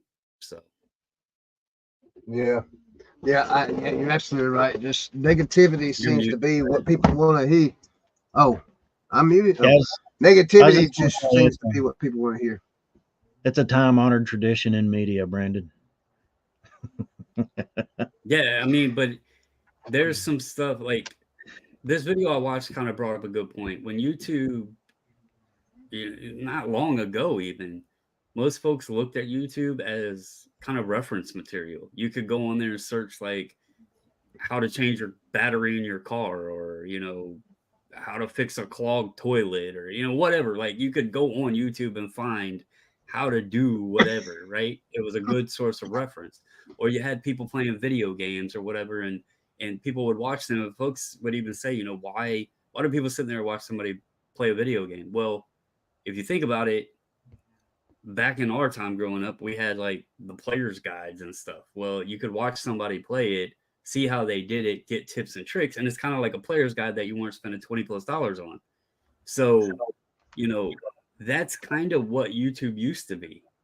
And it's grown into so much more because people have seen the money involved in it, and literally people are formulating their content to be negative or to be dramatic because they know if they purposely do something that will cause an interaction from the viewer, then it draws engagement.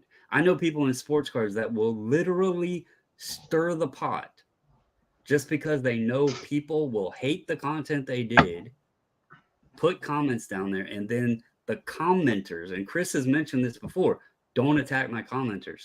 There's people out there that want their commenters to go back and forth with each other because that creates interaction. That pushes that video further. And who does it benefit? The content creator. That's the sad reality to it, though. God almighty. So there, man, really? Jeez. Yeah. This is getting close to the Warmer comment earlier. Yeah. So all right, Brad, you got anything coming up? It's 12 after. I gotta get going. I got a whatnot show I get ready for. Eventually I'm gonna make that first video, but it probably won't be this week. But we just got a lot of stuff going on at the church in connection with the Super Bowl and stuff we're doing. So that's my week. Oh, that awesome. And packing orders, bro. All right. All right, so for me, let's see, we got YouTube wise, we're gonna try and get that video out of January sales. There was 53 items. A lot of you are like, what? 53? I do that in a week. Hey, that's how my store runs, guys. The next is Whatnot. I got a Whatnot show tonight at 10 p.m. Eastern Standard Time. It's singles cards, sports cards. A lot of people in here are not interested in that. Just want to put that out. So I'm going to try and do a show on Whatnot, possibly every night or every other night, right around that time, 10 p.m., 9:30ish, 10 p.m. Just about an hour or so to get rid of some sports cards or just sit around and chat and maybe not even get rid of anything. Don't know. Just going to have some fun, some downtime before I go to bed. That's what I'm looking at it as. Other than that, we've got a show coming up next Thursday at 7 p.m. We did try to get Rachel Strickland on this week, but she had prior engagement. So I'm going to try and get her another day, her and her husband, actually. Drew, we're going to try and get her and Drew in here and pick their brains. We're going to pick Drew's brain on he does construction stuff. He does videos on construction stuff, like home repair. He does videos on that. So we're going to try to pick his brain on that. I know we got some viewers that's into that. And we also, Rachel, we're going to pick her brain on selling whatever she sells because she's amazing at what she does. So we're going to try and get that in soon. I don't know how long it's going to take because they're pretty busy. Yeah, Brad, what you got? I was just going to say Rachel's proof that positivity does work too.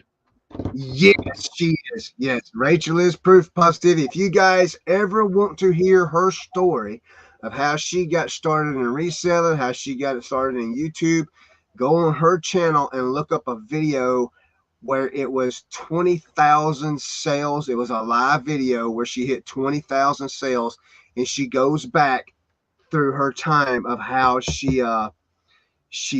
I'm sorry, I was just looking at messages before. She goes back and how she got started, and it's a really, really good story. Really good story. Red Cardinal Treasure said that they'll be glad to come on as a guest. Red Cardinal, is that what you're saying? You'd like to come on the show as a guest?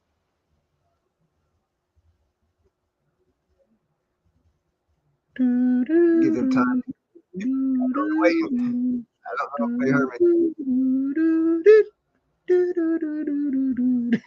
All right. Shoot. You have my Instagram, right? It's at Buck Mountain Barn. Shoot me a message on Instagram, and we'll get it lined up. And yeah, we'll not a problem. Yeah, that'd be fun. That'd be fun. Love to have you on. So, guys, thanks for watching. I hope all the information on shipping. Your chat is behind. My chat is behind. Is it? There's always a delay between the audio and the chat. There's always a delay. I thought. Oh, that's what you meant. Okay. Oh, real quick, Max says KC will take down the 49ers like they did the Dolphins. Okay. So yeah, Red Cardinal Treasure. I commented as soon as you asked. Oh, okay. Okay. So just send me a message on Instagram, and we will get that to you to be able to send you the invite in and all that. Guys, thanks for watching. I hope you was able to learn something from the shipping what was this episode? Yeah, shipping episode that we talked about earlier. I hope you got some really good messages, information from that. Thanks, Red Cardinal. I just got your message there. But I lost my train of thought. But hey, guys, hey, have a great week. We will see you next week. And hey, go Kansas City.